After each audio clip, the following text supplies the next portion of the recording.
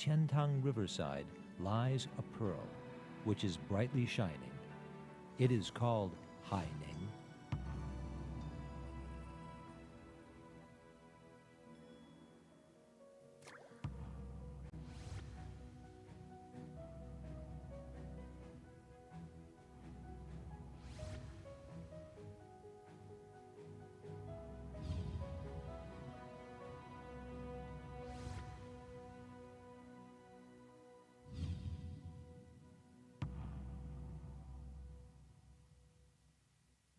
Haining, the world's famous scenic spot for the Qiantang Tide and China's leather center. It is located in the heart of the Yangtze River Delta Economic Circle, being the core area of Hangzhou Urban Economic Zone and the key platform of Hangzhou Bay Economic Zone. To the west of Haining is Hangzhou, and Haining is to the southwest of Shanghai, south of Suzhou, north of Ningbo. Haining is surrounded by 5 international airports and 4 superior shipping ports. With 2 railroads and 5 highways passing through, it is possible to get access to the entry of the expressway within 10 minutes from anywhere in the city. The construction of the Haining-Hangzhou Intercity Railway and the planned Shanghai-Hangzhou Railway will enable Haining to deeply connect with those 2 cities. The 1-hour traffic circle gives Haining all the chances to achieve more success. The world-famous Haining Tide is a gift from nature. It makes the spirit of the city, which is dedication and advancing bravely as tides. Today, Haining is still leading the tide.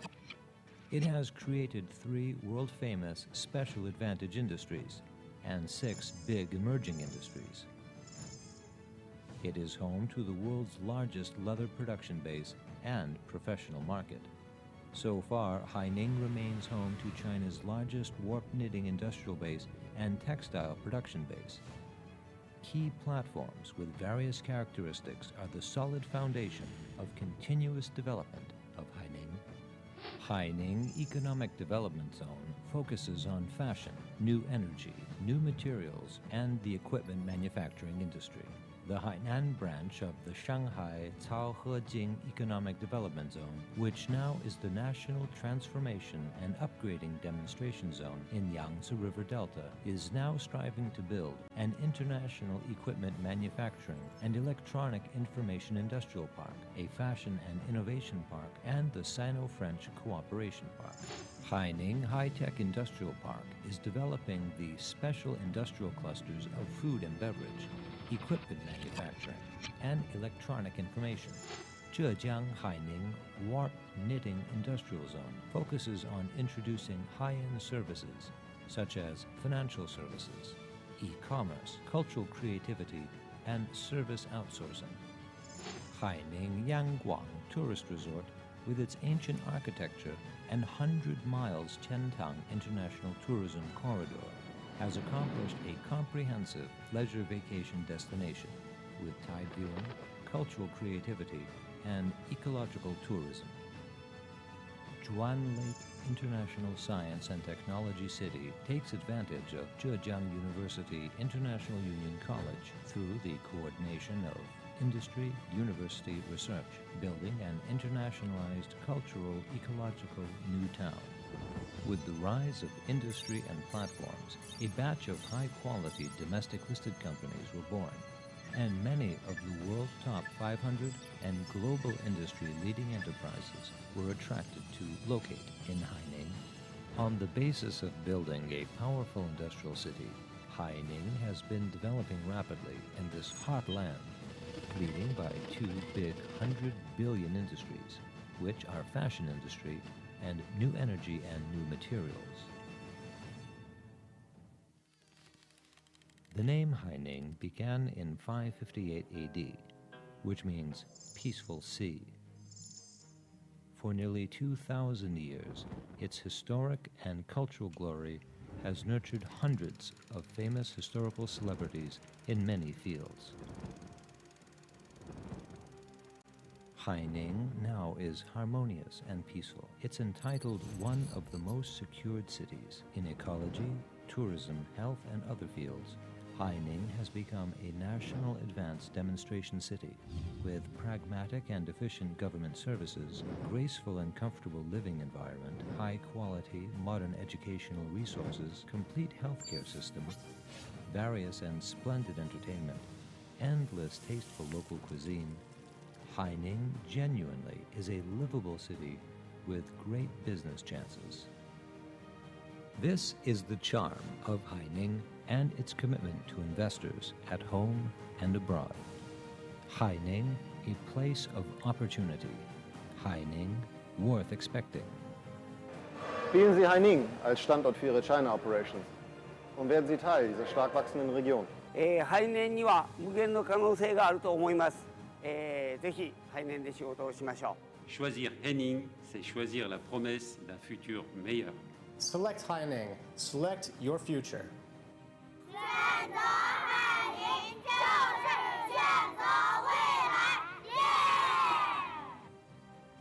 Select Haining and select a promising future.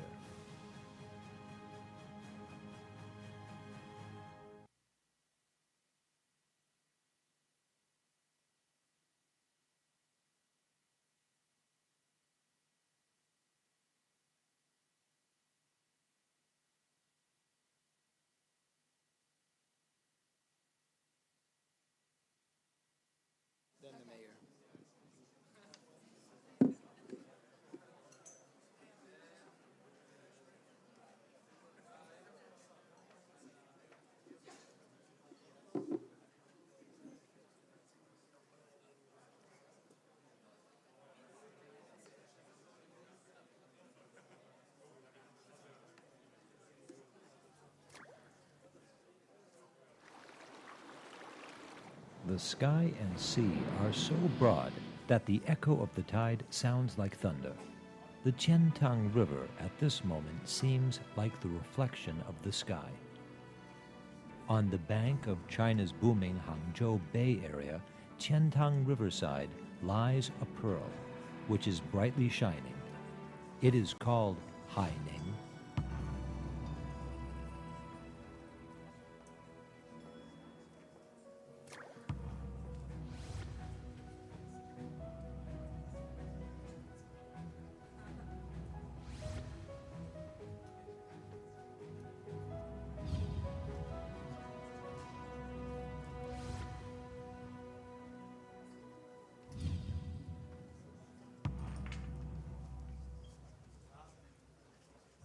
Haining, the world's famous scenic spot for the Qiantang Tide and China's leather center.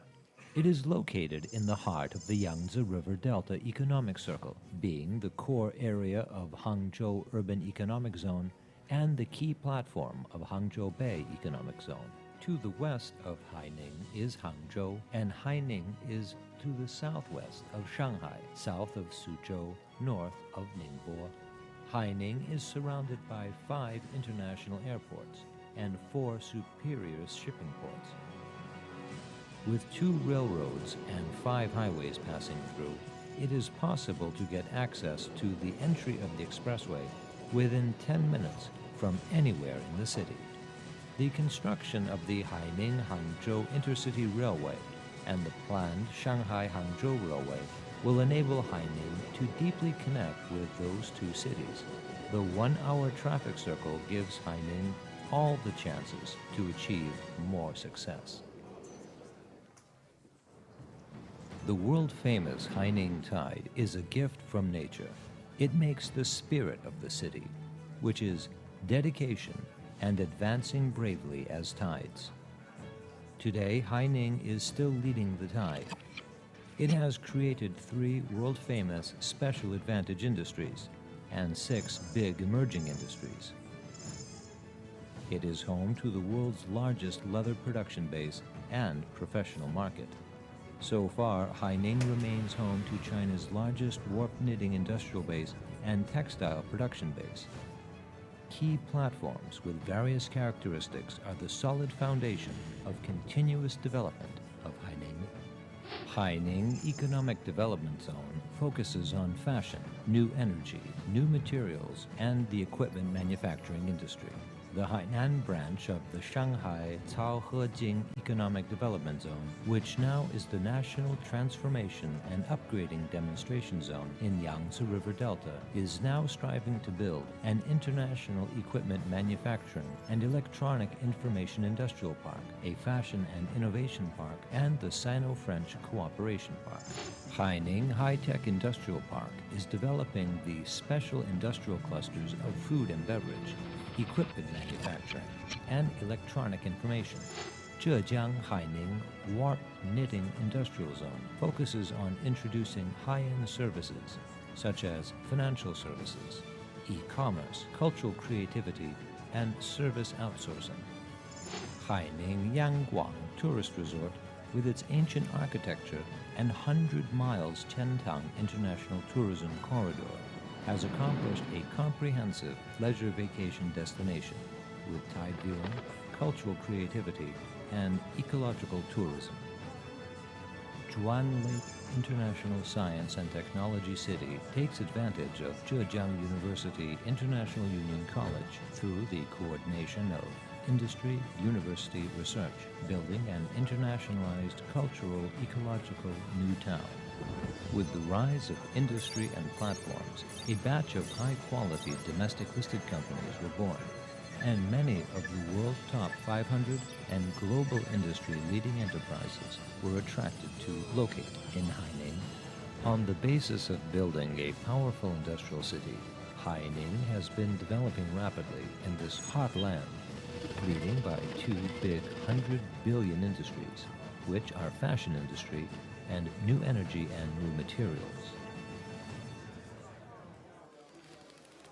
The name Haining began in 558 AD, which means peaceful sea. For nearly 2,000 years, its historic and cultural glory has nurtured hundreds of famous historical celebrities in many fields. Haining now is harmonious and peaceful. It's entitled one of the most secured cities in ecology, tourism, health, and other fields. Haining has become a national advanced demonstration city with pragmatic and efficient government services, graceful and comfortable living environment, high-quality modern educational resources, complete healthcare system, various and splendid entertainment, endless tasteful local cuisine. Haining genuinely is a livable city with great business chances. This is the charm of Haining and its commitment to investors at home and abroad. Haining, a place of opportunity. Haining, worth expecting. Wählen Sie Haining als Standort für Ihre China Operations und werden Sie Teil dieser stark wachsenden Region. Haining. Oui. 我们的背景板就是上次做的。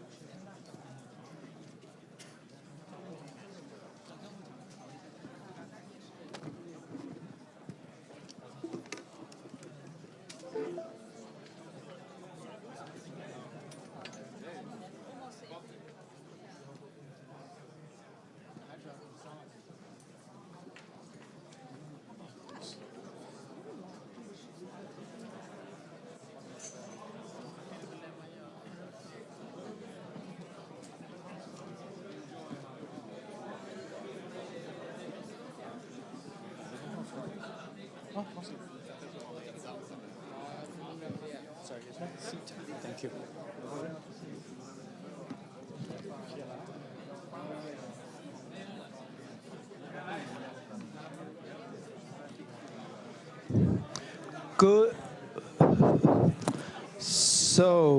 Good afternoon. Could I have your attention, please? Your Excellency, distinguished guests, entrepreneurs, participants, fans of relationship between Sweden and China, the movers and shakers of this world, welcome to the first Sweden-China Entrepreneurship Forum. This is organized by ESPRI, the Entrepreneurship and Small Business Research Institute here in Sweden, together with Fusin AB, in very close collaboration with the City of Haining Municipal Government and the Haining Economic Development Zone. And the idea and the purpose with this forum is to increase the collaboration and learning between Sweden and China with a particular focus on entrepreneurship and innovation. My name is Magnus Aronsson. I am the managing director of ESPRI and will be the master of ceremony, the timekeeper, and the police here today to see that we keep on track and have a very fruitful afternoon together. We hope with the program that will also enable a lot of new connections and discussions, because networking is one of the most important parts of being an entrepreneur and doing business. And hopefully by the end of the day, you will have many new contacts and friends to do business with. You'll learn more about how to do business in China, and you will also learn a lot more about what Haining City can offer if you're interested in taking your business to China. And not least, you will learn who are the first winners of the Haining Day competition that we'll end the day with. So, and I also want to, of course, welcome to everybody that follows this on the web, both here in Sweden and in China, because we're also live broadcasting both to China and Sweden. So, very welcome to everybody that is watching. So we will have one first session now, as you've seen, and then we'll have a fairly long break because we want to enhance networking. So let's get the program off. So without further ado, I would like to introduce and welcome up on the stage His Excellency Mr. Kongzhou Gu, the Chinese ambassador to Sweden. Very welcome.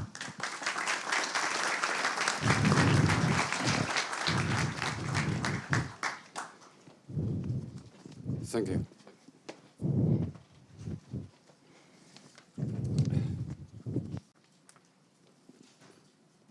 尊敬的埃恩菲耶德议员和瑞芳朋友们，尊敬的沈清丽副市长，女士们、先生们，大家下午好。 Distinguished Member of Parliament, Mr. Christer Ornsfeldt, distinguished Governor, Deputy Governor, distinguished guests, friends from the business community, ladies and gentlemen, good afternoon. 首先，我谨代表中国驻瑞典大使馆，对瑞中企业家论坛海宁日活动的顺利召开表示热烈祝贺，对各位嘉宾的出席表示热烈的欢迎。 On behalf of the Chinese Embassy in Sweden, I would like to extend congratulations to the China-Sweden Entrepreneurs Forum Haining Day and my warm welcome to all the guests. 中瑞合作源远流长，瑞典还是第一个与中国建交的西方国家。68年来，在双方政府和企业界的共同努力下，中瑞经贸合作不断取得新成果。 China-Sweden cooperation has a profound history. Sweden was the first Western country to establish diplomatic ties with China. Over the past 68 years, with the joint efforts from the Chinese and Swedish governments, the two countries continue to make achievements on their economic and trade cooperation. 瑞典保持着中国在北欧地区最大贸易伙伴、外资和技术引进来源国地位。2017年双边贸易额达到150亿美元。 中方对瑞方贸易25年来首次由顺差转为逆差，凸显了中国市场对瑞典优质产品的欢迎度不断上升。 Sweden has been China's largest trading partner and provider of capital and technology in Scandinavia. In 2017, bilateral trade increased to $15 billion, with Sweden standing on the surplus side for the first time in 25 years, which highlights the increasing popularity of high-quality Swedish products in the Chinese market. 中瑞双向投资不断扩大，瑞典企业对华投资累计已经达到48.5亿美元，投资项目超过1400个。中国企业在瑞典投资虽然起步晚，但是增长迅速，到去年底累计对瑞典投资达到36.9亿美元，而且投资的领域逐渐拓宽。吉利沃尔沃项目成为中瑞乃至中欧务实合作的一个成功范例。The bilateral investment is on the rise, with Swedish companies investing up to $4.85 billion in over 1,400 projects in China. Although Chinese companies were not the first to invest in Sweden, the investment grew very rapidly. Chinese companies invested $3.69 billion in Sweden by the end of 2017, and the investment is flowing to a growing number of industries. The Geely-Volvo project is a successful example of China-Sweden practical cooperation. 今年以来，中国经济延续了稳中向好的发展态势。上半年 GDP 达到41.9万亿元人民币，同比增长6.8%，工业增长平稳，进出口增长7.9%，就业形势持续向好。中国发展新动能不断积累，转型升级成效明显，市场预期乐观。This year, the Chinese economy maintained positive and steady growth. In the first half of this year, China's GDP reached 41.9 trillion yuan, growing at 6.8%. Industrial growth was steady. Trade grew by 7.9%, and the employment situation remained favorable. Market expectations are positive, as new growth drivers are being developed and the economy is being upgraded. 中国吸引外资保持平稳增长，上半年全国新设立外商投资企业29591家，同比增长96.6%，实际使用外资4463亿元，同比增长1.1%。事实和数字证明，中国依然是吸引全球投资的热土。FDI flowing into China grew rapidly. There were 29,591 foreign invested companies established in the first half of this year, registering a 96.6% growth, and 446.3 billion yuan of foreign direct investment was used, which grew at 1.1%. These numbers and facts show that China remains a popular destination for global investment. 今年7月中旬，第20次中欧领导人峰会在北京成功举行。双方在联合声明中指出，将全面落实中欧合作2020战略规划，继续深化和平、增长、改革、文明4大伙伴关系。In July this year, the 20th China-EU summit was held in Beijing. The two sides affirmed their commitment to deepening partnership for peace, growth, reform, and civilization by comprehensively implementing the China-EU 2020 strategic agenda. 中欧双方坚定致力于打造开放型世界经济，提高贸易投资自由化水平，抵制保护主义与单边主义，坚定支持多边贸易体制，并承诺遵守现行 WTO 规则。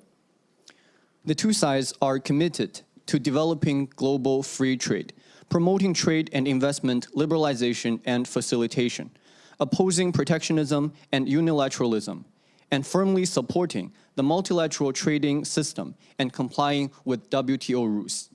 双方致力于在双边贸易和投资领域确保公平和互利合作，并将合作解决各自企业面临的市场准入问题。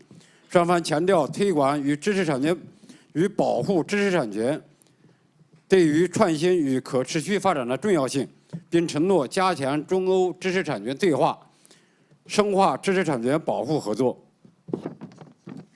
The two sides also are committed to ensuring a level playing field and mutually beneficial cooperation in bilateral trade and investment, and will work together to solve the market access issues facing businesses on both sides.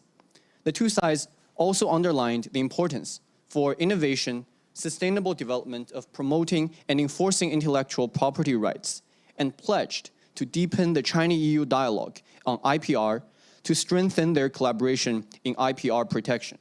那么我可以保证，瑞方朋友们，如果发现中国哪家企业侵犯了你们知识产权，你们可以向中国政府提出，也可以向我提出，也可以到北京、到上海还有深圳吧，那儿专门建有知识产权法庭去打官司。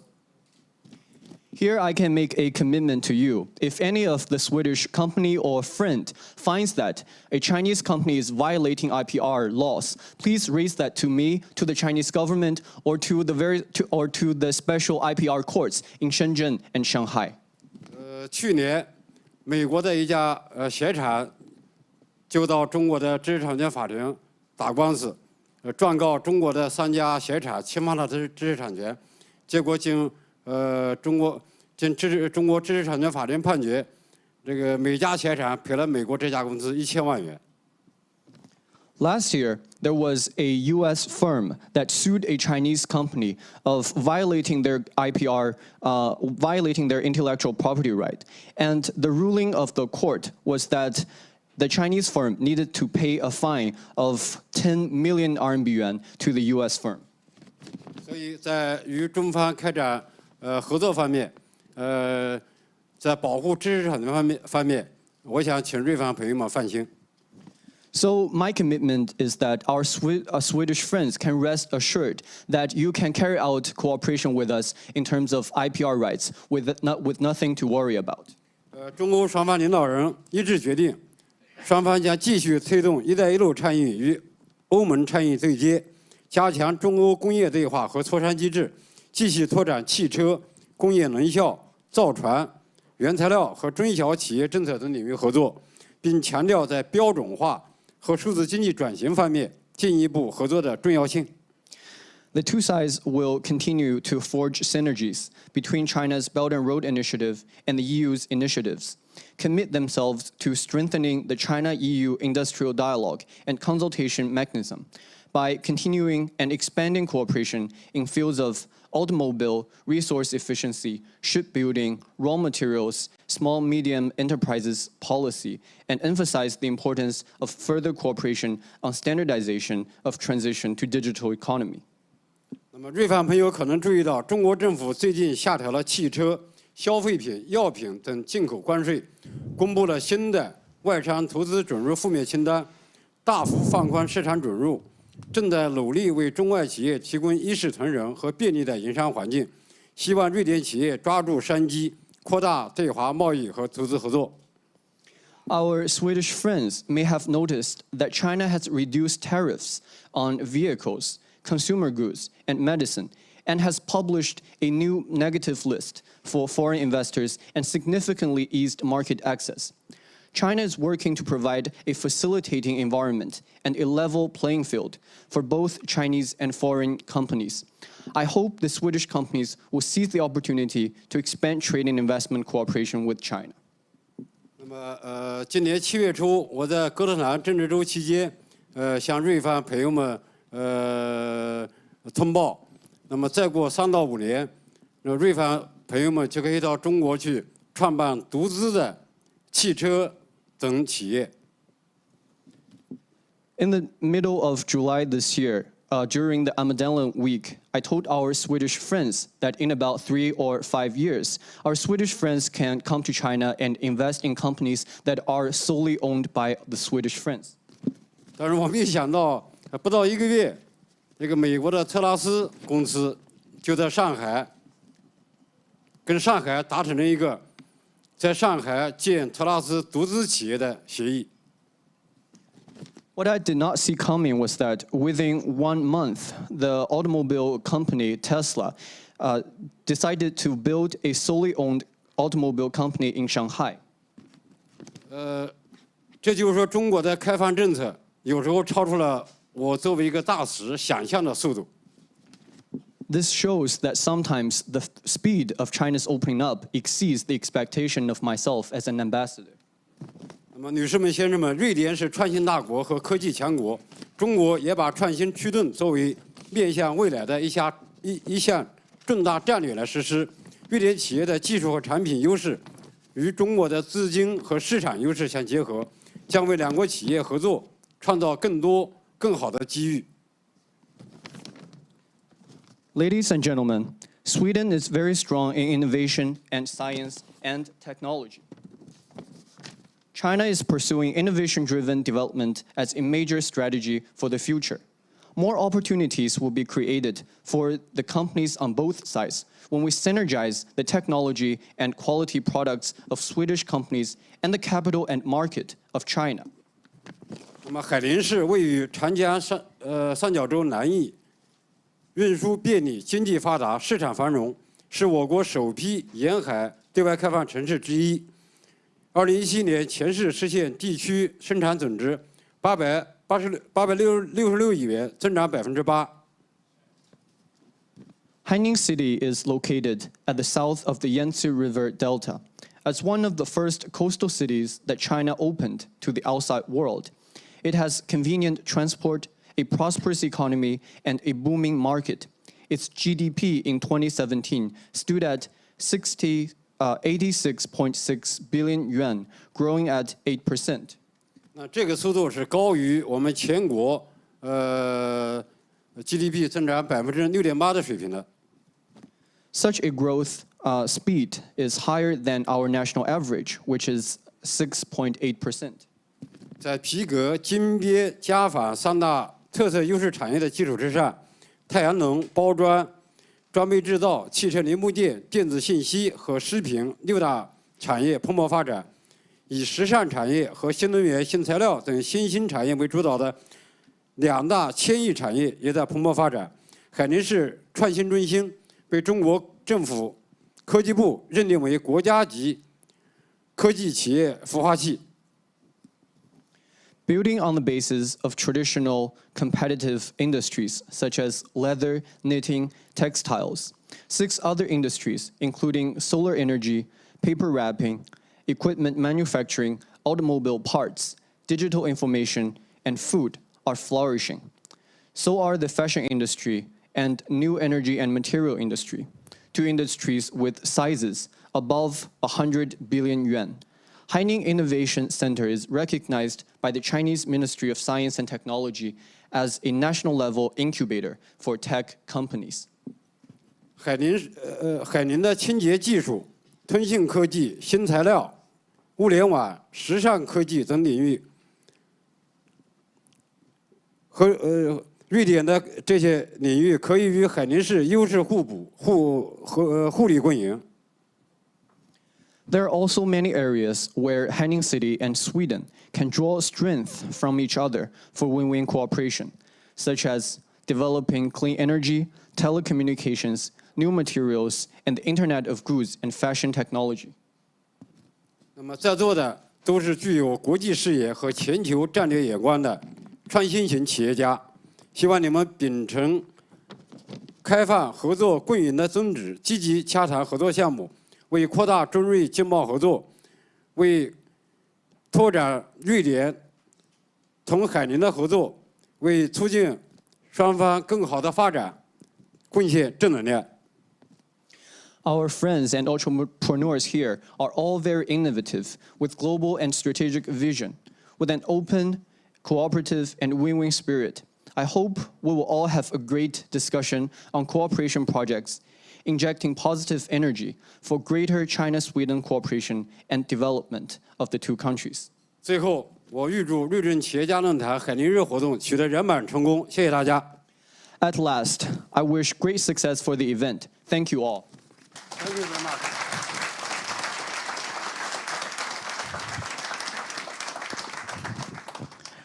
Thank you very much, Your Excellency.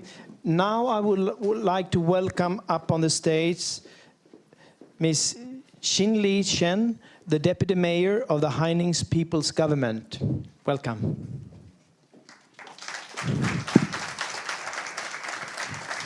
It's on. Oh, yeah.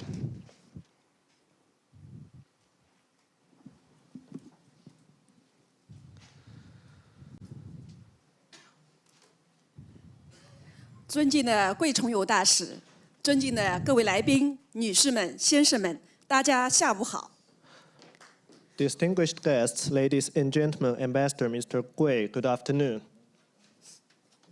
我们非常荣幸和各位嘉宾相聚在瑞典斯德哥尔摩，也感谢瑞典企业家联盟、瑞典复兴公司对此次活动的组织和策划。借此机会，我向大家介绍中国海宁的投资环境。We are honored to be with you in Stockholm, Sweden. Also, thanks to ESBRI and Fusing AB for organizing and planning this activity. I'd like to take this chance to introduce you to the investment environment of Haining, China. 今天，我想从基本概况、发展优势、合作重点3个方面进行介绍。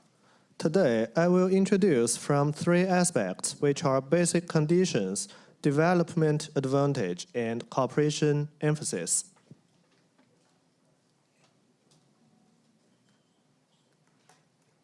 海宁历史悠久，是良渚文化发源地之一。到目前为止，距今已有1500年的历史。自古以来，文化底蕴深厚，名人辈出。我想大家非常熟悉的有著名的国学大师王国维、武侠小说家金庸，还有新月派诗人徐志摩、军事理论家蒋百里等都是海宁人。其中曹文化、名人文化、灯文化3大文化享誉海内外。As one source of Liangzhu culture, Haining has a long history of 1,500 years. It has accumulated profound culture and cultivated numerous celebrities. There are familiar names to you, such as the renowned sinology master Wang Guowei, martial art novelist Jin Yong, crescent genre poet Xu Zhimo, and military theorist Jiang Baili. They were born in Haining. The 3 cultures, namely the culture of tide, the culture of celebrities, and the culture of lamps, enjoy a great reputation both in and outside China. 海宁位于中国东南沿海地区，是杭州都市经济圈的核心区，杭州湾经济区重点支撑平台，区位交通优势明显。西面与杭州零距离接壤，东面与上海相距120公里，南望宁波100公里，北距苏州90公里，处于长三角的核心位置。如果以我们海宁为中心的话，2小时车程可以到达长三角主要的发达城市。海宁周边有浦东、虹桥、萧山等5大机场，沪杭铁路、沪杭高铁2条铁路横贯海宁，2横3纵5条高速公路穿境而过，沪杭、杭浦2条横向的高速公路，嘉绍、钱江隧道、杭州绕城3条纵向的高速公路，在海宁城市的任何一个地方，我们可以用10分钟就可以到达高速路口。海宁海运及内河航运也较为发达，上海港、大小洋3港、宁波舟山港、嘉兴港4大港口环抱周围。Located Haining is the core area of Hangzhou Urban Economic Zone and key supporting platform for Hangzhou Bay Economic Zone. Enjoying evident traffic advantage, Haining is bordering Hangzhou to the west, 120 kilometers to Shanghai to the east, 100 kilometers to Ningbo to the south, and 90 kilometers to Suzhou to the north. Being in the center position of the Yangtze River Delta, you may reach within 2-hour drive to main developed cities in the Yangtze River Delta from Haining City. Surrounding Haining, there are 5 airports, including Pudong, Hongqiao, Xiaoshan airports, and the Shanghai-Hangzhou Railway and Shanghai-Hangzhou High-Speed Railway have gone through Haining City. Also, the 2 east-west highways and 3 north-south highways. The 2 east-west highways refer to Shanghai-Hangzhou Highway and Hangzhou-Pudong Highway, while the 3 north-south highways refer to Jiaxing-Shaoxing Highway, Qianjiang Tunnel, and Hangzhou Belt Highway. You can arrive at an entry to highway within 10 minutes from the place in Haining City. The city also has prosperous maritime transport and inland water transport. The 4 ports, Shanghai Port, Yangshan Port, Ningbo Zhoushan Port, and Jiaxing Port, surround the city. 当前正在建设的2条快速通道，将使海宁能够更加便捷地龙杭接沪。海宁至杭州的城际铁路正在建设当中，2020年上半年就可以通车。城际铁路起点为海宁主城区，和杭州地铁形成无缝对接，实现海宁的娟湖拥抱杭州的西湖，海宁融入杭州的战略目标。沪厦杭铁路已经列入铁路建设计划，起自上海，经过海宁到达杭州，是杭州与上海之间又一条通道。The construction of 2 expressways will further enable Haining to link to Hangzhou and Shanghai. Haining-Hangzhou Intercity Railway under construction will be completed in year 2020. The Intercity Railway starts from the city of Haining and forms seamless connection with Hangzhou subway, and thus realizes the strategic objective of further integrating Haining into Hangzhou. Shanghai Zhapu Hangzhou Railway has been listed in Railway Construction Plan. Starting from Shanghai, it goes through Haining and ends at Hangzhou. It is another channel between Hangzhou and Shanghai. 深厚的文化底蕴和区位优势，促进了海宁经济的繁荣发展。2017年，海宁市地区生产总值达到866亿元，财政总收入136亿元。海宁在福布斯中国大陆最佳商业城市榜单中列最佳县级城市第8位。2017年中国县域经济100强当中列第18位。2017年度全国中小城市投资潜力100强县第5位。The profound cultural deposits and regional advantage have promoted prosperous economic development of Haining. In 2017, the GDP of Haining reached 86.6 billion Chinese yuan. Financial gross income was 13.6 billion Chinese yuan, and general public budget revenue was 8.2 billion yuan. Haining ranked number 8th of county level city among Forbes Mainland China Best Commercial City list, number 18 of year 2017's top 100 Chinese county economies, and number 5 of 2017's top 100 national small and medium-sized cities of investment potential. 目前，我们海宁已经吸引了伊藤忠、美国江生自控、中粮集团、中远集团等世界500强全球行业龙头企业和央企投资海宁。同时，海宁也重视本土企业的发展。目前已经有13家上市公司，23家新300上市公司。At present, Haining has attracted many world top 500 enterprises, global industrial leaders, and state-owned enterprises, including Itochu, Johnson Controls, COFCO, and Costco, to invest in Haining. In the meantime, Haining has attached great importance to the development of local enterprises. By far, there are 13 listed companies and 23 companies listed on National Equities Exchange and Quotations. 从产业基础方面看，皮革、金边、家纺是海宁的3大特色优势产业，也是海宁发展时尚产业的基础。已经孕育出卡森国际、慕容控股、安正时尚等多家上市企业。在装备制造、电子信息及新能源、新材料方面，海宁聚焦装备制造、太阳能利用、半导体照明、磁性材料、集成电路及元器件等重点领域，产业链不断延伸。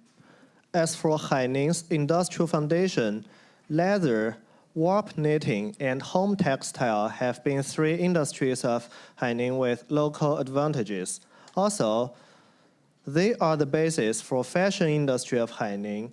Several listed companies, including Carson International, Murong Holdings, and Engine Fashion, are cultivated here.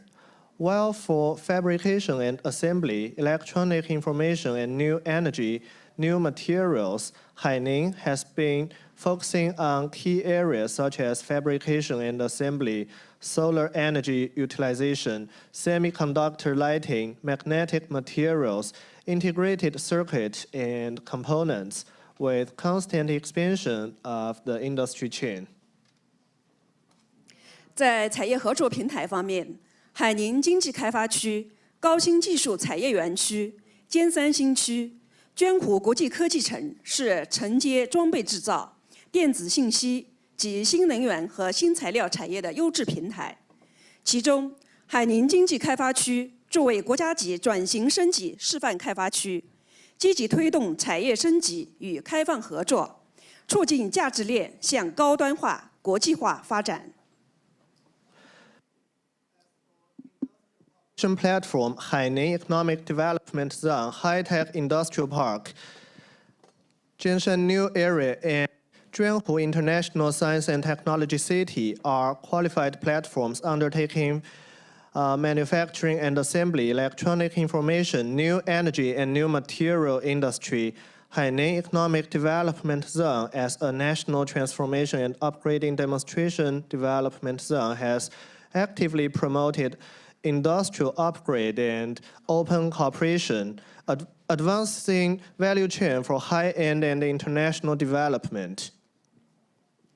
在人力资源方面，海宁综合配套完善，是全国教育先进县市，各级各类学校完备，基础教育质量优良。海宁已成功引进浙江大学国际联合学院、浙江财经大学东方学院、浙江机电职业技术学院等高校。海宁与法国合作的中法合作采学研园区项目中，外资企业所需的高技能人才将由海宁技师学院和巴黎大学共同培养，提升海宁经济与科技的软实力。As for human resources, Haining boasts comprehensive support. Being an advanced county in education of the national level, Haining is equipped with schools of various grades and categories, as well as excellent basic education quality and unique vocational education and further education. Hangzhou Xiaosha University City is located closely to Haining. Also, the city has successfully introduced international campus of Zhejiang University, Dongfang College of Zhejiang University of Finance and Economics, and Zhejiang Institute of Mechanical and Electronic Engineering in the project of Sino-French Industry University Cooperation Park under the cooperation of Haining and France. Highly skilled talents required for foreign invested enterprises will be jointly educated by Haining Technician Institute and Paris University, which will improve the soft power of economy and technology of Haining. 浙江大学与英国爱丁堡大学、美国伊利诺伊大学香槟分校等多所全球知名高校联合办学，在海宁市区建设国际联合学院，形成1+X 的合作办学模式。在高端人才引进方面，我们也取得了一些成绩，比如说引进了浙江省首个首席外国专家，嘉兴首个省领军型创业团队，39人入选国家千人计划外人计划专家，27人入选浙江省千人计划专家，55人入选嘉兴市级领军人才等。去年，我们海宁也出台了全新的人才招引政策，为招才、留才提供强有力的软环境支持。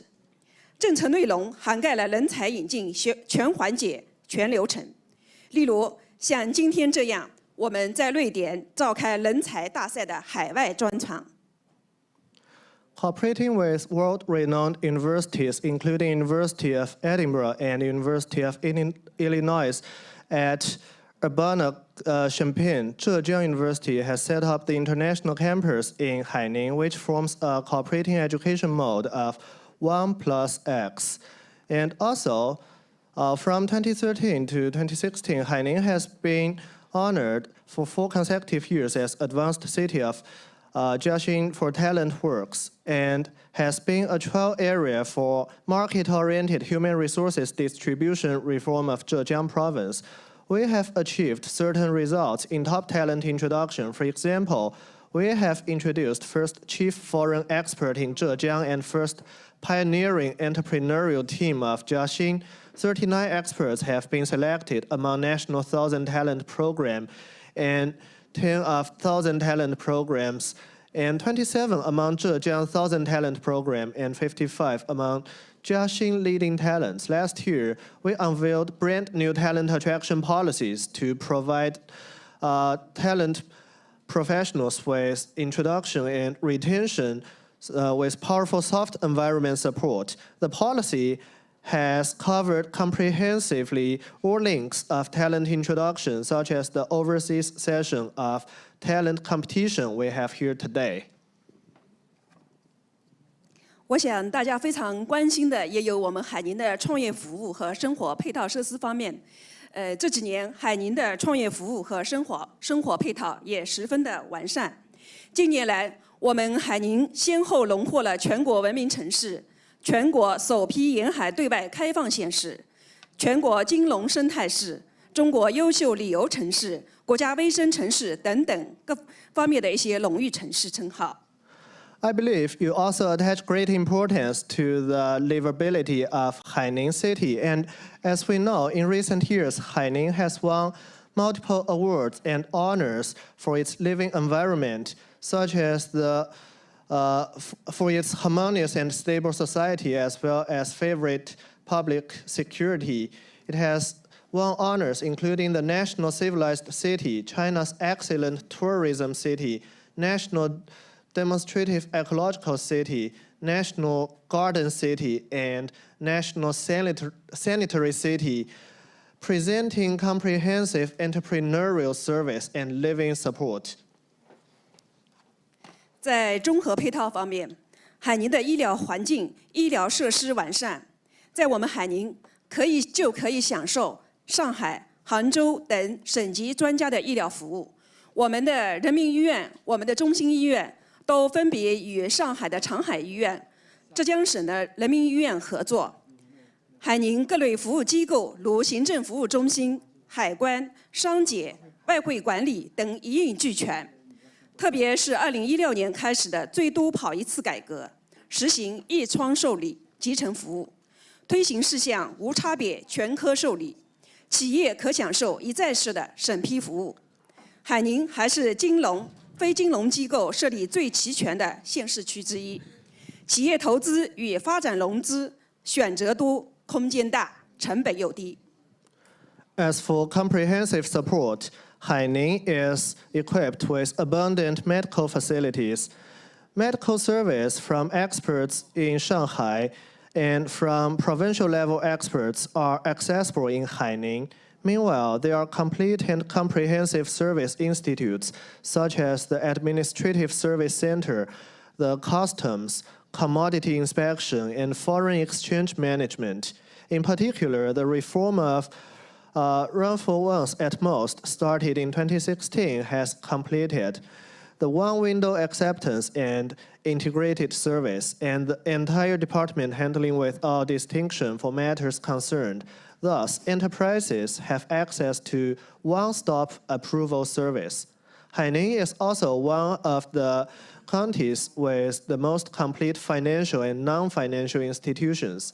Enterprises, investments, and development financing boast the advantage of more selections, larger space, and at lower cost. 在这里，我还想告诉我们瑞典的企业家，如果您来海宁投资的话，您也可以非常的放心您的孩子的就学。我们海宁的国际学校已经建设项目已经进入议事日程，所以您的孩子在我们国内可以同样享受在瑞典一样的教育。Also, I'd like to reassure our friends in Sweden, if you'd like to invest in Haining City, your children will receive high-quality international education in Haining City as well. We have already made a plan to build the international school in Haining, so your children can access education that is at international standard in Haining City. 海宁是一个国际化程度非常高的县级市。我们下一步在国际医院、国际社区等等各方面的国际元素上，我们在加快脚步的一个建设。Also, Haining is a very international county-level city in China. We are accelerating our effort in building the international community, international healthcare, and other aspects in our city. 最后，我想讲一下未来海宁希望在哪些领域与各位嘉宾加强合作。中国制造2025明确提出推动新兴产业的快速发展。海宁围绕中国制造2025海宁行动计划工程，将电子信息、新材料、新能源等战略性新兴产业作为工业经济转型升级的新动能，着眼高质量发展。同时，依托皮革、金边、家纺3大传统产业的发展基础，海宁在时尚产业方面形成了产业聚集、多元化布局，专业研发和国际合作为核心的发展优势。目前已汇集5000多个行业品牌，4个中国驰名商标，16个省级名牌，4家上市公司，92家规模以上企业。形成了亚太皮革服装行业最大基地及信息发布中心和中国最大的金边产业基地。海宁也与全球4大顶级时装设计名校之一意大利百利穆达学院建立了联合研发机构。同时，海宁也是米莱国际时装周的合作伙伴。Last but not least, I'd like to introduce areas in which Haining hopes to enhance cooperation with you. Made in China 2025 has specifically proposed promoting rapid development of emerging industries. Centering on the project of Made in China 2025 Haining Action Plan, Haining will regard strategic emerging industries including electronic information, new material, and new energy as new drivers for industrial upgrade and transformation, and we attach great importance to high-quality development. Meanwhile, relying on the development basis of 3 traditional industries, which are leather, warp knitting, and home textile, Haining has formed development advantage, centering the industrial cluster, diversified layout, specialized research, and international cooperation in fashion industry. At present, Haining has gathered over 5,000 industrial brands, 4 famous trademarks of China, 16 provincial famous brands, 4 listed companies, and 92 scale enterprises, forming the largest base and information published center of Asia-Pacific leatherware industry, as well as China's largest warp knitting industry base.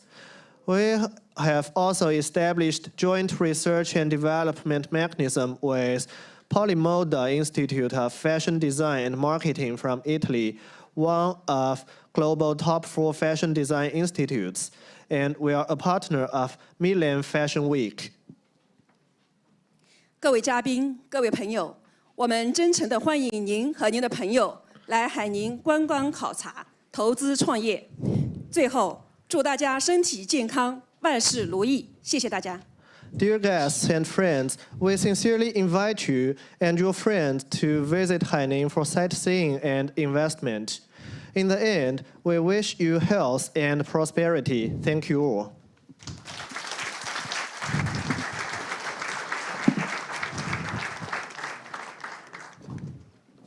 Thank you very much. So thank you, Ms. Chin-Li Chen and the Deputy Mayor of Haining's People's Government. We're going to move on to the next presentation, and I will try to multitask. I think that's the one. Yep. And I also want to remind you, if you are on Twitter, that use the hashtag #SweChinaForum that you can find on the program if you are tweeting, so everybody can know what we are doing here today. And so, without further ado, I would like to ask up on stage. Well, sorry, that's the problem with these things. Oh, no, I find it. It's down here. There we go. There we go. I would like to introduce Marie-Claire Maxwell. She's the Head of Technology and Startup Lead for the Asia Pacific at Business Sweden, and will give us her view. And she has also long experience as an entrepreneur in China, in Asia, and now working in helping companies Swedish companies to go to the Asia Pacific and particularly to China markets. So welcome up on the stage. Thank you.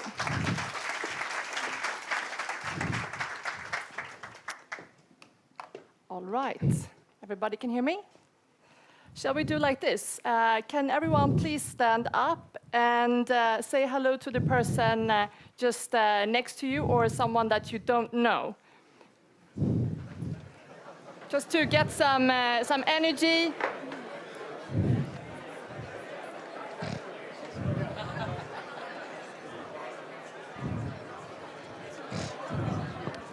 All right. You're on. You're on. You're on. Okay. Closer. All right. No, it's not on. Please sit down. Please sit down. It's not on. It's... Har den stängt av sig? Jo, det är den on. Pröva nu. Du hördes All nyss. right. Can you hear me? Nej.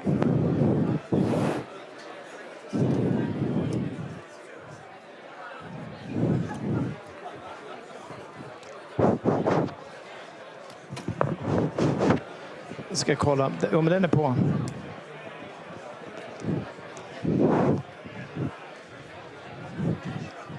Så. Okay. So, all right. please take your seats again. Please take your seats again. Please sit down. Please sit down. Ladies and gentlemen. Down. Please, yeah, exactly. So.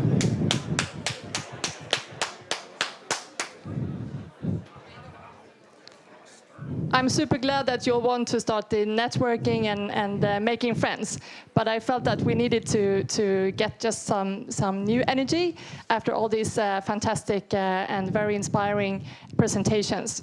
So my name is Marie-Claire Maxwell. I joined Business Sweden a year ago, but I came to China 20 years ago. So please don't make any guesses how old I am. But it was to start a .com company, and after a couple of years in Beijing, I moved down to Hong Kong to start my first company around 2000. So I've been around for quite some time, and I think my job today is to inspire and make sure that we're all on the same page when it comes to China's digital opportunities. I would really like to thank Esprit and also Fusin for looking east. This is your first conference focusing on this region, and I hope many more will come after this one as well. So one of the things which I think it's very important and why I'd like to do this is that I see so many decks and presentations from entrepreneurs and great startups that have no idea, or they don't really put any information about the opportunities or actually the threats or whatever is happening in this part of the world. So if you're a startup and you have a deck which doesn't have any information or any guesses about what is going on and your opportunities in this region. Please take some notes today, or you can go to the Business Sweden website, where we also have a report called Digital China. So in this report, you also have a chance to learn a lot more about what's going on. I think China today is very important to remember that we have still the traditional and heavy industry, but we also have the modern China that you can see in places like in Shanghai, Beijing, and of course in Haining, as you've seen great examples today. China's ambition is very, very clear. We've heard about the Made in China 2025 report, moving from the heavy and often some dirty industries to a consumption and innovation-driven society. If you don't already know this, I'm sure you have an idea how many people live in China, but that there are today 800 million people using the internet in China. There are about 600 million smartphone users. So just if you are really interested in all these numbers and can benchmark and see which opportunities that you have in China, download also the reports and you get all the figures here. Another important thing when it comes to entrepreneurs and startups is that 40% of the unicorns today are born here. So the shift from Silicon Valley to #Bay Area or Greater Bay down in Shenzhen or Southeast Asia is already happening. And we have some great news about services and things that will help you with this transition as well. So what is, if we look at the innovation landscape in China, what are the key trends here? You can say that it's the consumer behavior, that it has a complete own ecosystem. I'm sure you are all aware of that Facebook and Instagram and Twitter are not working. But you do have to realize that this is beyond YouTube being Youku and copying. It is now the leading ecosystem in its own way. And I will come into some of the key players, BAT, Baidu, Alibaba, and Tencent here. So those are the domestic giants that you have to find a way to partner up with, or you have to localize your sales strategies or your communications or how you're being found. Then you take these different consumer behaviors that it has a completely own ecosystem of innovation, the domestic giants, and you multiply it with speed and size. And I'm sure many of you are already very aware of this, but that makes some good numbers for any pitch deck.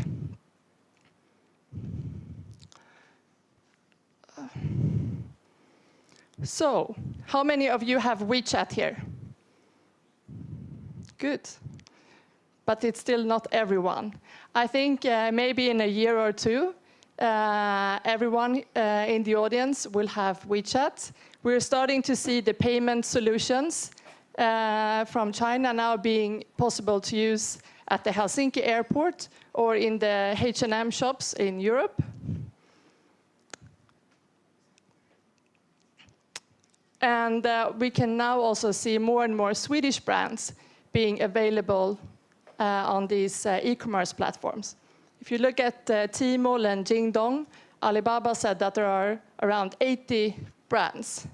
His ambition is that when he meets our next prime minister, that number has grown to 800. So let's see how fast this will go. I think our job is to really educate and support everyone who wants to sell something to the Chinese consumer market, but it really takes quite some localizations in terms of payment, in terms of social media and marketing. So unless you already know these, Alibaba, Jack Ma, I'm sure, I hope everyone knows. Tencent, who runs the app, also WeChat, and Baidu, which is the equivalent of Google. I'm not going to go so much more into details here, But for all of you who are not aware and don't know everything about this, it's super important to have an idea that the ecosystem in China is completely different. We see more and more investments from this company into the Swedish gaming industry, for example. We also see that it's being easier for a lot of the startups and entrepreneurs to sell via WeChat and other channels without having to set up huge operations. Instead of launching 100 shops like only huge players can do, maybe one shop is enough. So this opened up the opportunity on this crazy competitive market to a lot smaller players than before. So I think this is very good for Swedish companies. Some of the big strengths in the innovation system in China is the consumer-driven areas, such as service and mobile. We will go into some of the successful companies like Mobike, for example. But there are also challenges when you talk to these. Hardware and IoT down in Shenzhen and Greater Bay Area.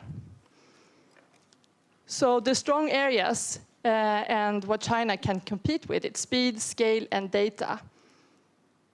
And the fact that it's consumer-driven as a service with digital payments. Here in Sweden, we are super happy, and we like to brag about Swish. But my friends, if you have not been to China and tried to survive without WeChat in terms of payments, we are slightly behind here. I'm starting to see that we can now use Swish and the app in more ways that is similar to WeChat, but we're not even close to the opportunities and the ways this can be used in Asia. Data-driven AI, I think we see this in the press every day. The competition or who is taking the lead here.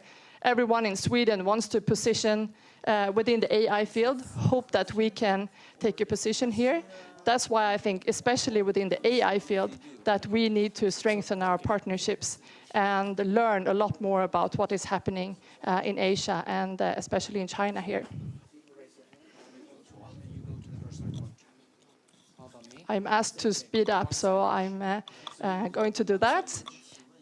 Some of the challenges in China is sometimes it goes too fast, not enough bandwidth, and too much too fast. Sometimes you cannot scale up fast enough to meet the demand. This is something that can be very scary for someone who all of a sudden receives so many orders that you cannot meet the demand, or your reputation or the number of tweets or WeChats about your company is getting out of control. On the other hand, sometimes it can go a little bit too fast, and the market and the consumers are not playing. There are too many players at the same time. We had the great, last year, it was a big Swedish delegation going over to China. Perhaps some of you participated in this. Jack Ma and Mr. Levin had a great chat about opportunities and how to strengthen the relationships between our nations. And if you want to sort of summarize when looking ahead, look to China. Why China? Well, it is a leader and front runner in digital innovation. The domestic online giants are expanding across Asia. If you start in China, you can now expand with Alibaba, with Tmall in Southeast Asia.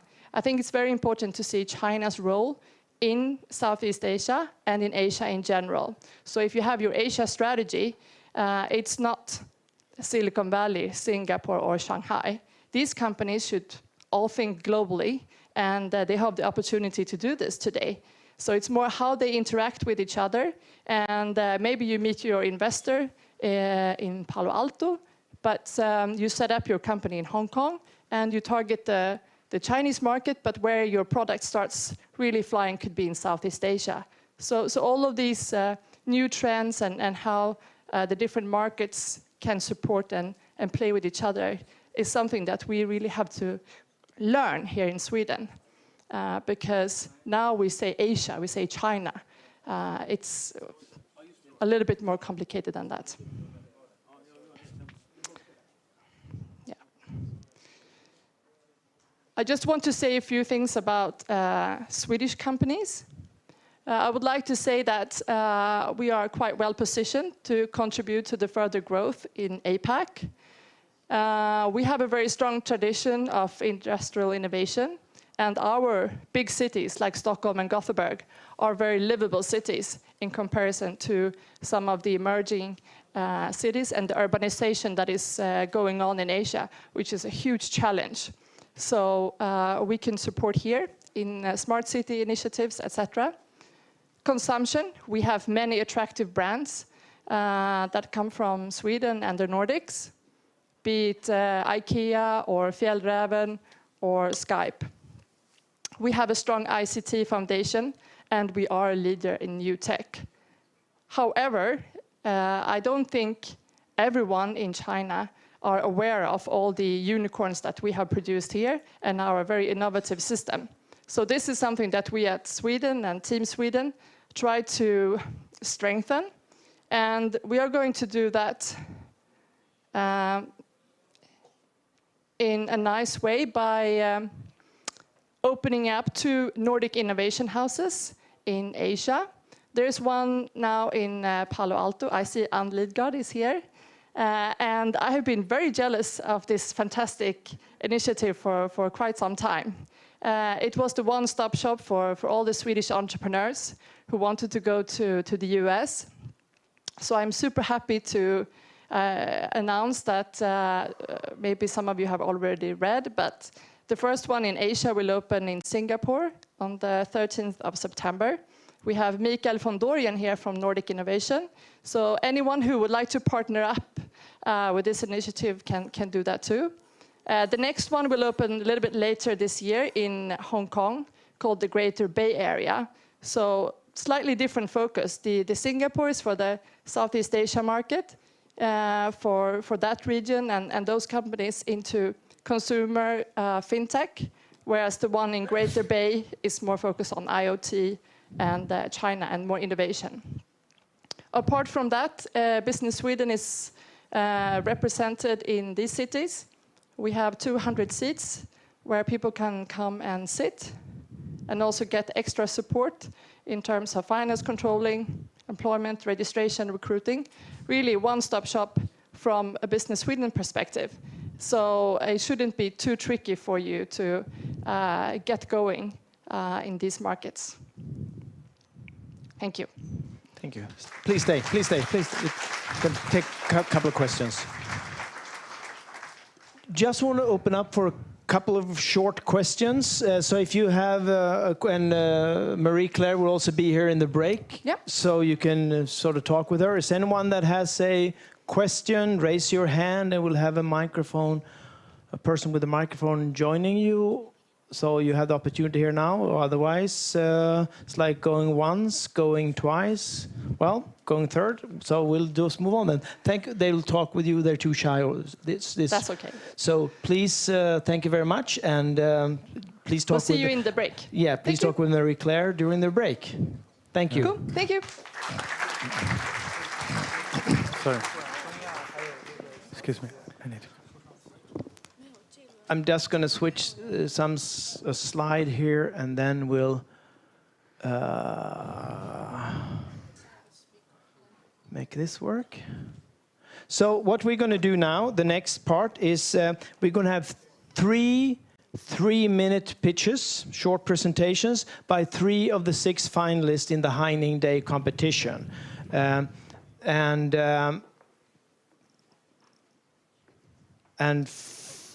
And what's kind of cool with that competition is that all these 6 finalists are, in a sense, winners, because they all get to go in a delegation to Haining City to learn more about their soft landing program there. And a part of that landing program is the potential to have a grant up to 6 million RMB, which is roughly 7.5 to 8 million Swedish crowns, depending on the exchange rate. So that's kind of intriguing if I would be a company that could apply for that. So without further ado, the first of the 6 finalists to present for you in 3 minutes. I said after 3 minutes they are cut off, and the first one is, the surprise, and here we know, is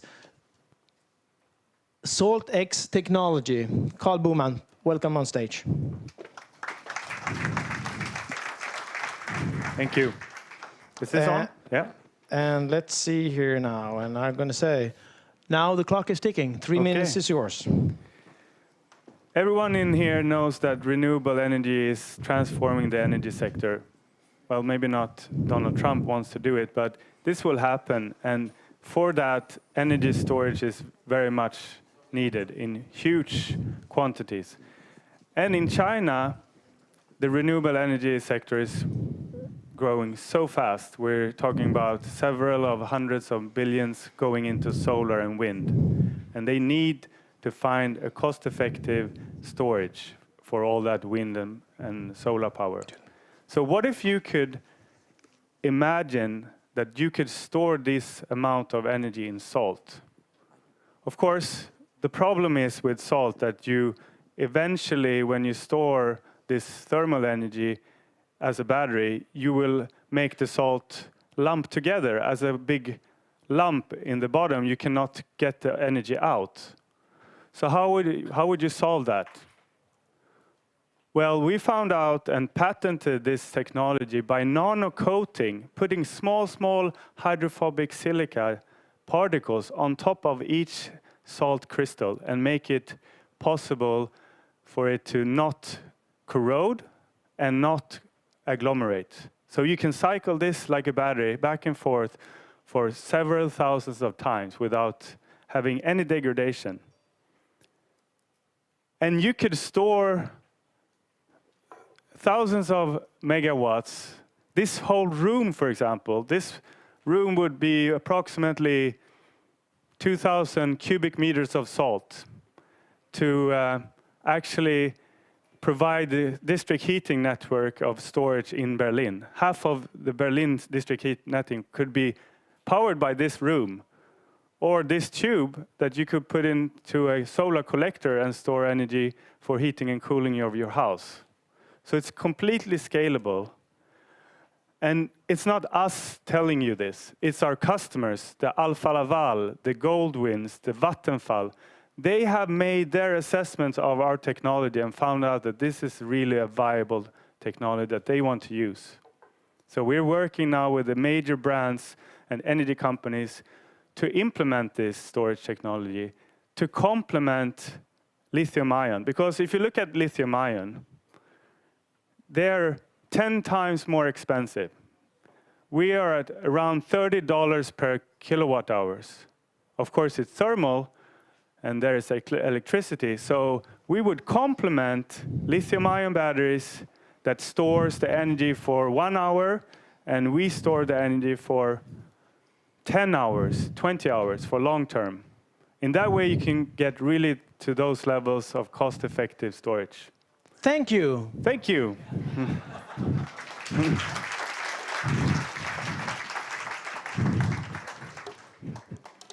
3 minutes. It's sometimes an eternity, sometimes not even a blink. So we're going to move to the next one, and that is, just give me a moment.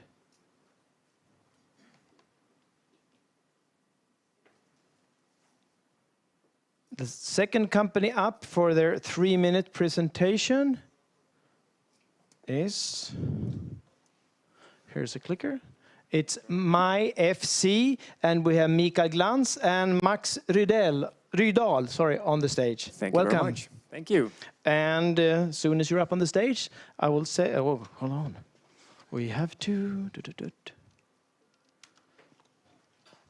And here we have a black screen. No, it should work in just a moment. Technology. Oh, come on now. Well, as you see, we don't work with PowerPoints, which is probably good. So hold on, let's see if... why is this not working? Next time I will not. Miracles. Now we have something great. Recharge it. So I get 4 minutes now, right? No.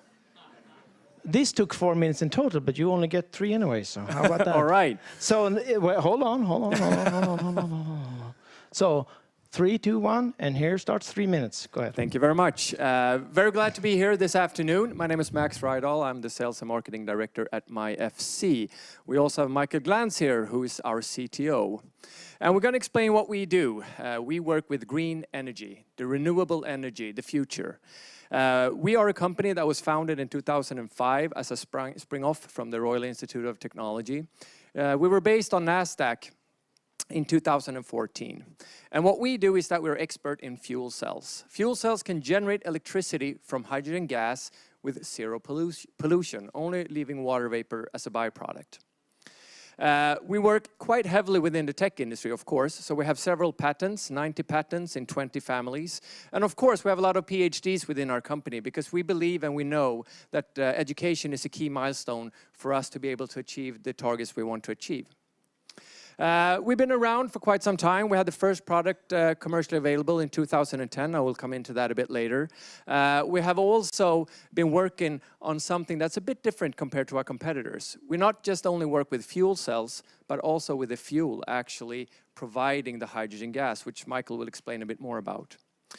We have the world's thinnest lamina fuel cell membrane, and this year we actually installed all of this technology inside an electrical vehicle and propelled it further thanks to fuel cells. So our objectives is actually to make green electricity available for everybody. We don't believe in fuel cells as a replacement to batteries, more as a complement. How can we charge batteries that we need in a green and environmentally friendly way? And that's really what we believe in. They work perfectly together. And the target for this is actually to provide longer range, being more talk time in a cellular phone or to be able to drive your electrical vehicle further by combining batteries and fuel cells. And how we do that, Michael, is?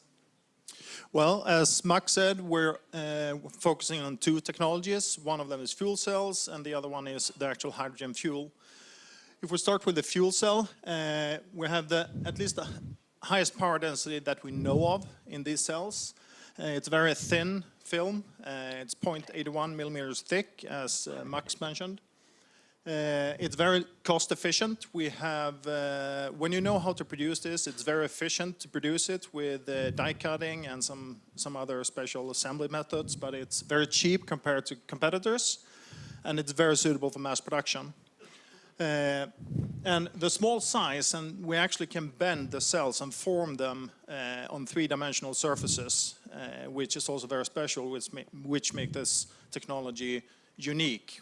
So you can integrate it into either, as Max said, smartphones or into vehicles where there today can't be any other fuel cells.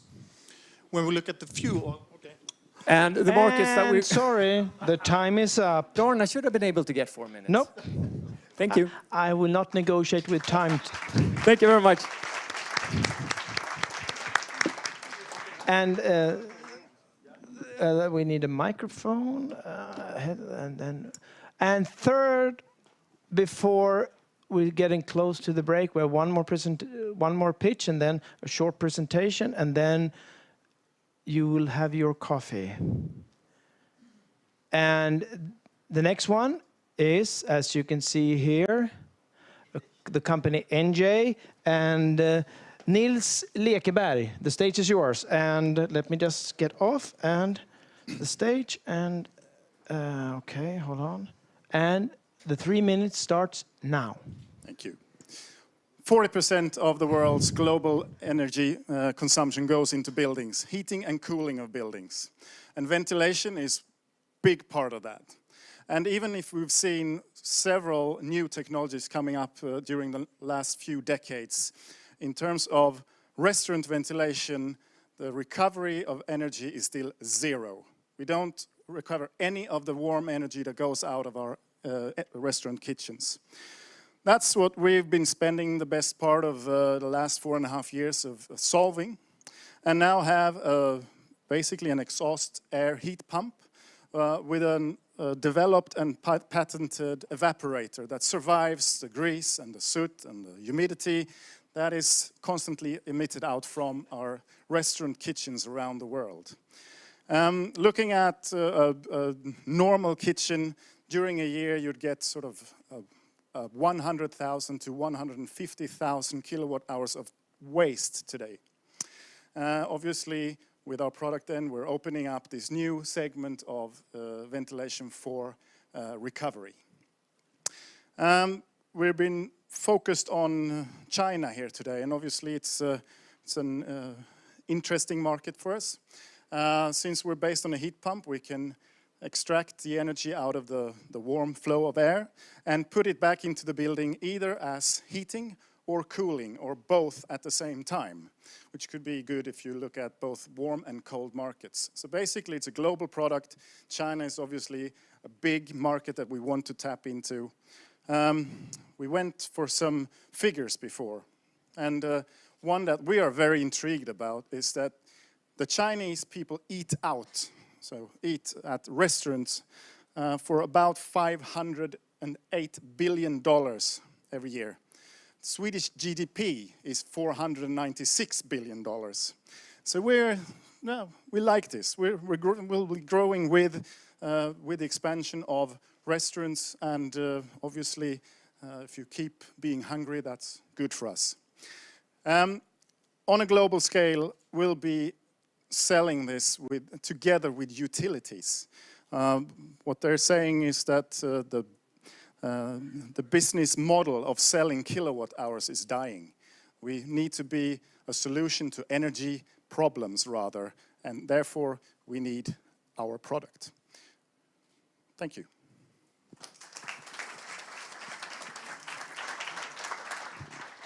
Thank you. You even had 15 seconds to spare, so that's great. Thank you very much. So before we go to the coffee networking outside, there's also this thing that if you want to go to China, you can either do it by boat, which will take a while, or you can go by airplane.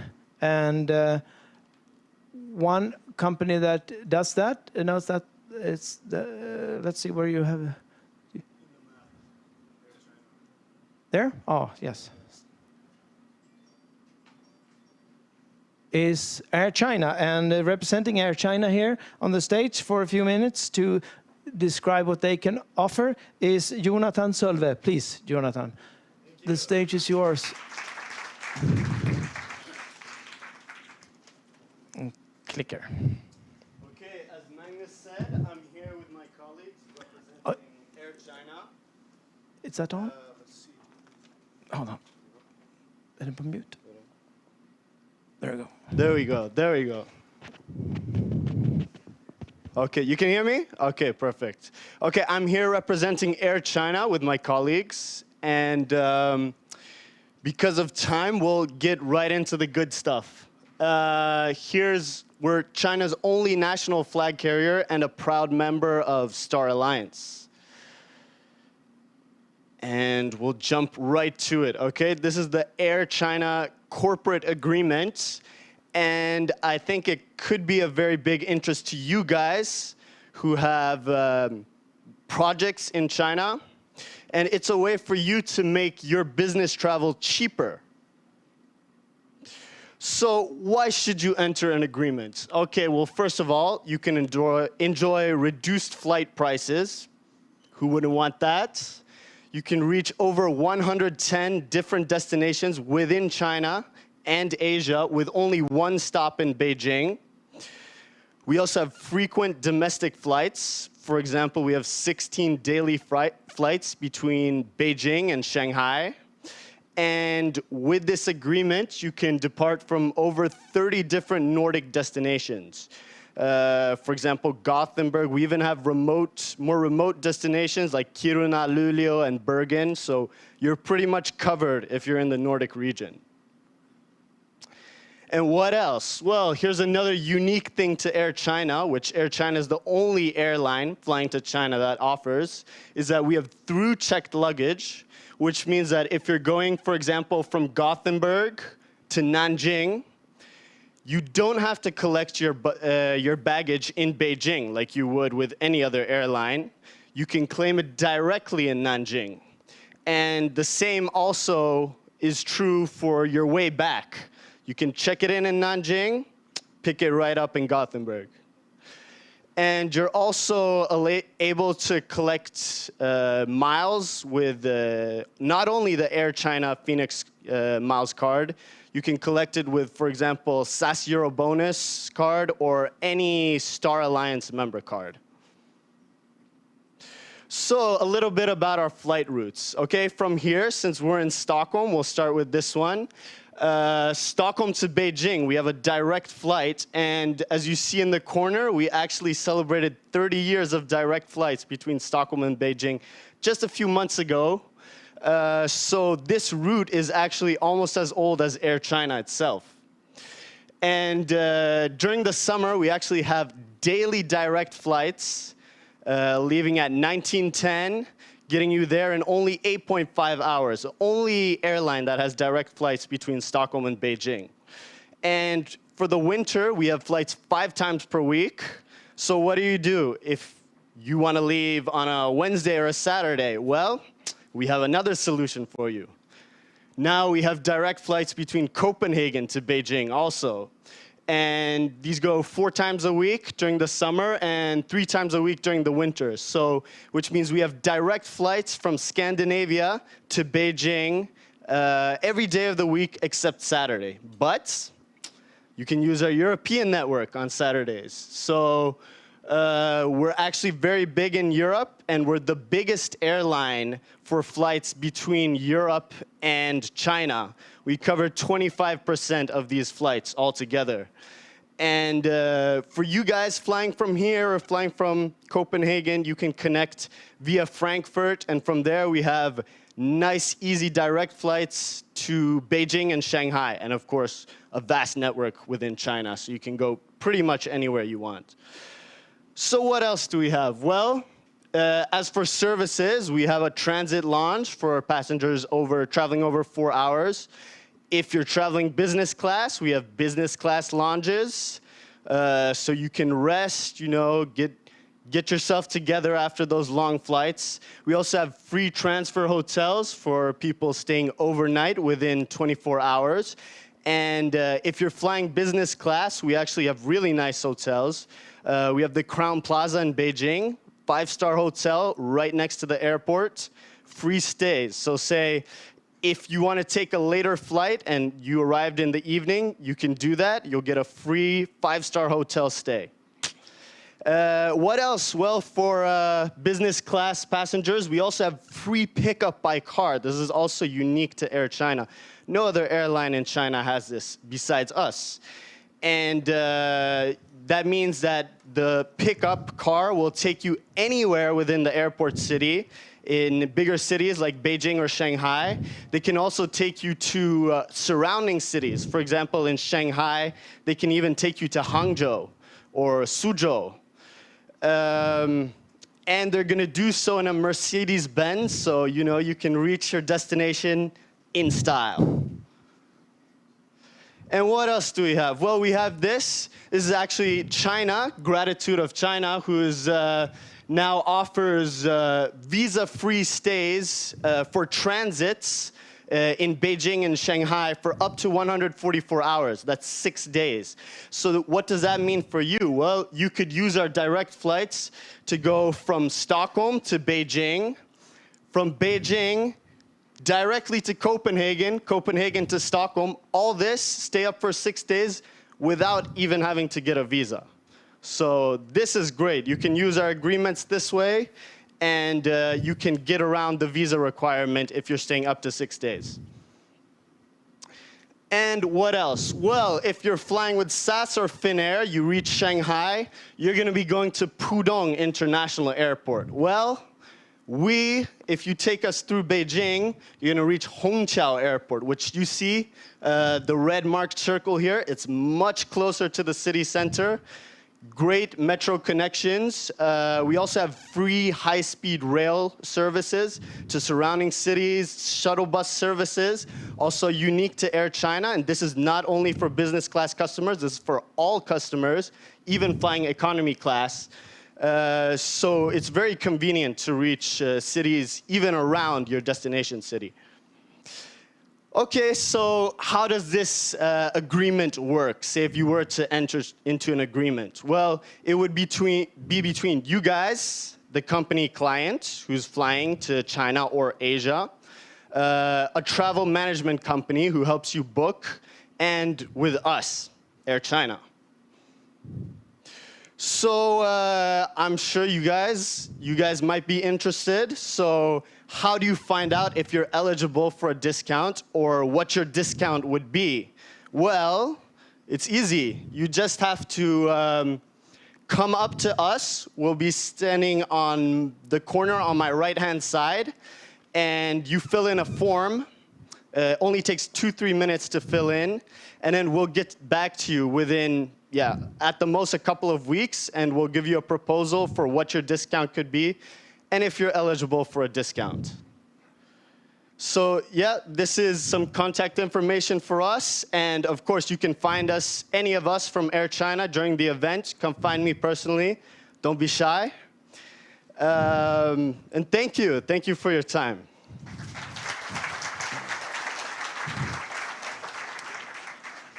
Thank you. Now it's time to go and have some coffee, stretch your legs, network. And Marie-Claire said that you should check one new business card when you talk to each other. I expect you have at least 5 when you come back after the break at 3:30. So please be back at 3:30 in this room after the break, and thank you.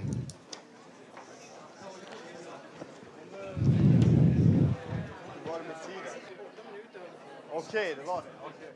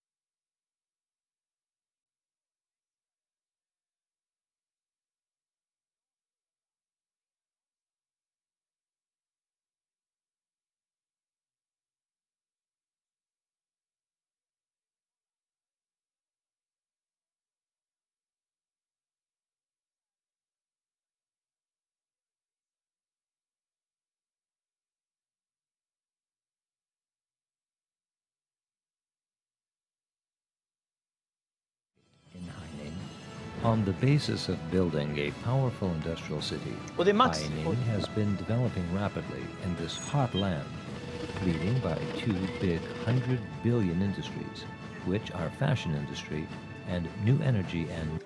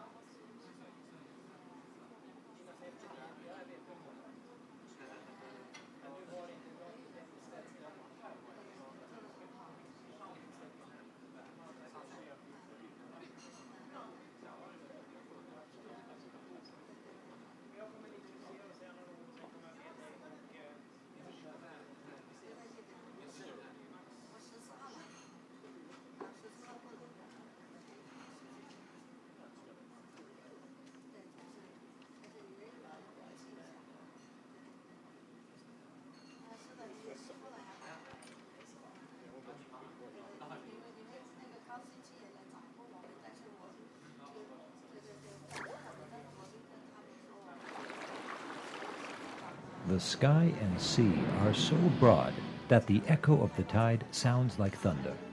The Qiantang River at this moment seems like the reflection of the sky. On the bank of China's booming Hangzhou Bay area, Qiantang Riverside lies a pearl, which is brightly shining. It is called Haining.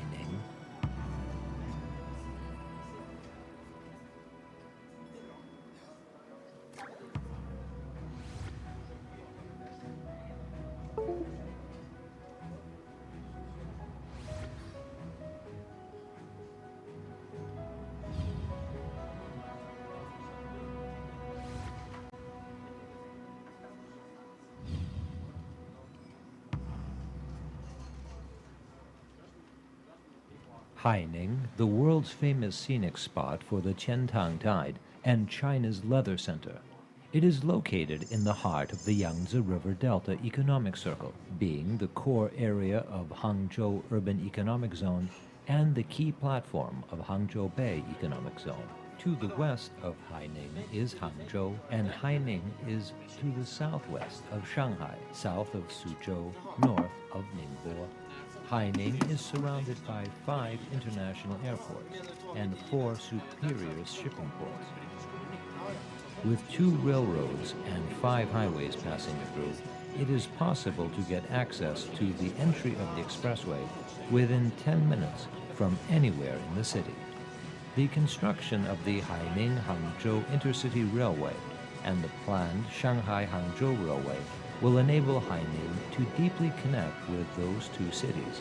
The 1-hour traffic circle gives Haining all the chances to achieve more success. The world-famous Haining Tide is a gift from nature. It makes the spirit of the city, which is dedication and advancing bravely as tides. Today, Haining is still leading the tide. It has created 3 world-famous special advantage industries and 6 big emerging industries. It is home to the world's largest leather production base and professional market. So far, Haining remains home to China's largest warp knitting industrial base and textile production base. Key platforms with various characteristics are the solid foundation of continuous development of Haining. Haining Economic Development Zone focuses on fashion, new energy, new materials, and the equipment manufacturing industry. The Hainan branch of the Shanghai Caohejing Economic Development Zone, which now is the National Transformation and Upgrading Demonstration Zone in Yangtze River Delta, is now striving to build an international equipment manufacturing and electronic information industrial park, a fashion and innovation park, and the Sino-French Cooperation Park. Haining High-Tech Industrial Park is developing the special industrial clusters of food and beverage, equipment manufacturing, and electronic information. Zhejiang Haining Warp Knitting Industrial Zone focuses on introducing high-end services such as financial services, e-commerce, cultural creativity, and service outsourcing. Haining Yangguang Tourist Resort, with its ancient architecture and 100 miles Qiantang International Tourism Corridor, has accomplished a comprehensive leisure vacation destination with tide viewing, cultural creativity, and ecological tourism. Zhuan Lake International Science and Technology City takes advantage of Zhejiang University International Union College through the coordination of industry, university, research, building an internationalized cultural ecological new town. With the rise of industry and platforms, a batch of high-quality domestic listed companies were born, and many of the world's top 500 and global industry leading enterprises were attracted to locate in Haining. On the basis of building a powerful industrial city, Haining has been developing rapidly in this hot land, leading by 2 big 100 billion industries, which are fashion industry and new energy and new materials. The name Haining began in 558 AD, which means peaceful sea. For nearly 2,000 years, its historic and cultural glory has nurtured hundreds of famous historical celebrities in many fields. Haining now is harmonious and peaceful. It's entitled one of the most secured cities in ecology, tourism, health, and other fields. Haining has become a national advanced demonstration city with pragmatic and efficient government services, graceful and comfortable living environment, high-quality modern educational resources, complete healthcare system, various and splendid entertainment, endless tasteful local cuisine. Haining genuinely is a livable city with great business chances. This is the charm of Haining and its commitment to investors at home and abroad. Haining, a place of opportunity. Haining, worth expecting. Wählen Sie Haining als Standort für Ihre China Operations und werden Sie Teil dieser stark wachsenden Region. ハイネンには無限の可能性があると思います。ぜひハイネンで仕事をしましょう。Choisir Haining, c'est choisir la promesse d'un futur meilleur. Select Haining. Select your future.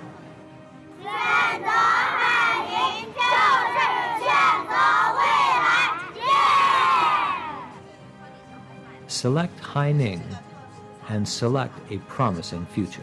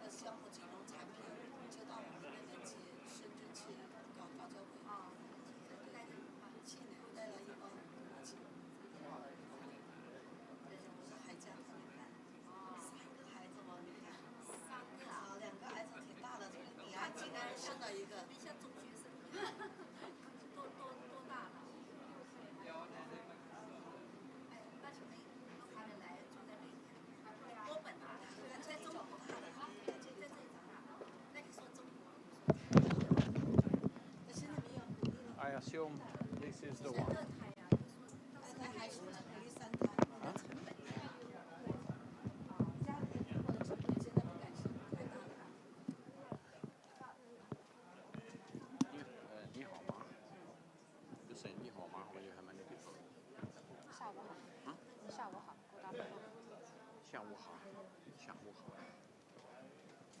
What? I forget that. Should I or should I not try? Can I drop it? Drop it. Drop it. Yeah.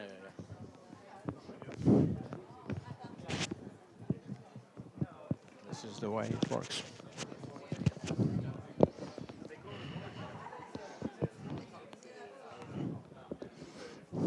I go and talk to the people. Oh, toot.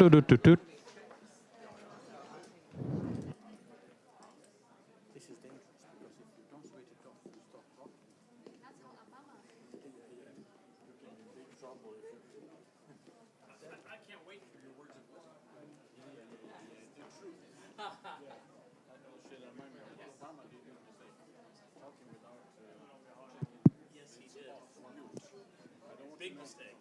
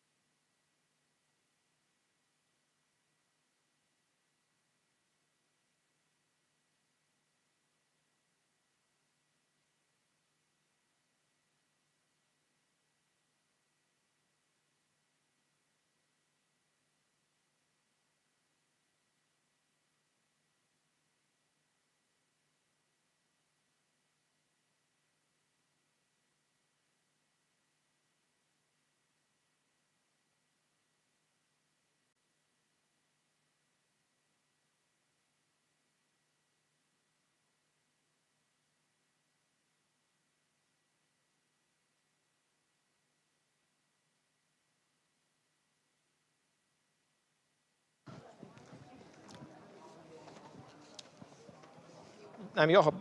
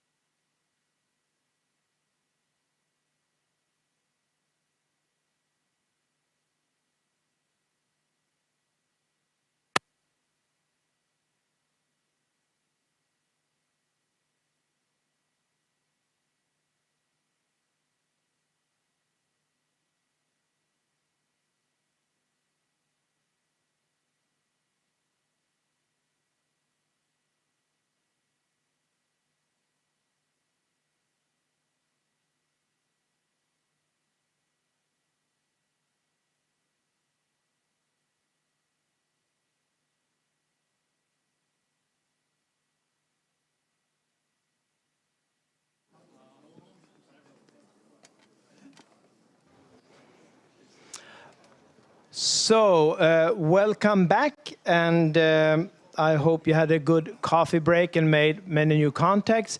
I will not show it, but someone has missed in the corner or lost in the corner there a small where you put business cards in. So if you're missing your business card holder, please let me know and I have it here.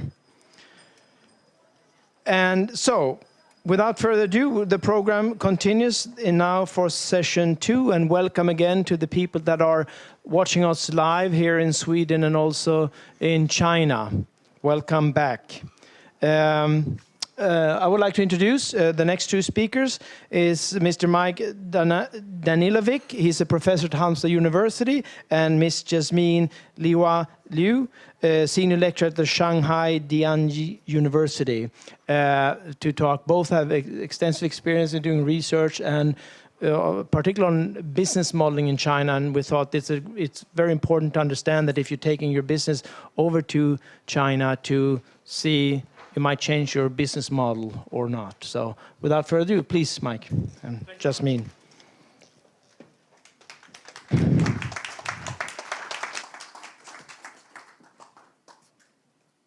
gentlemen, it's our pleasure to be here. Okay, we start again. Ladies and gentlemen, it's a great pleasure to be here and talk about doing business in China.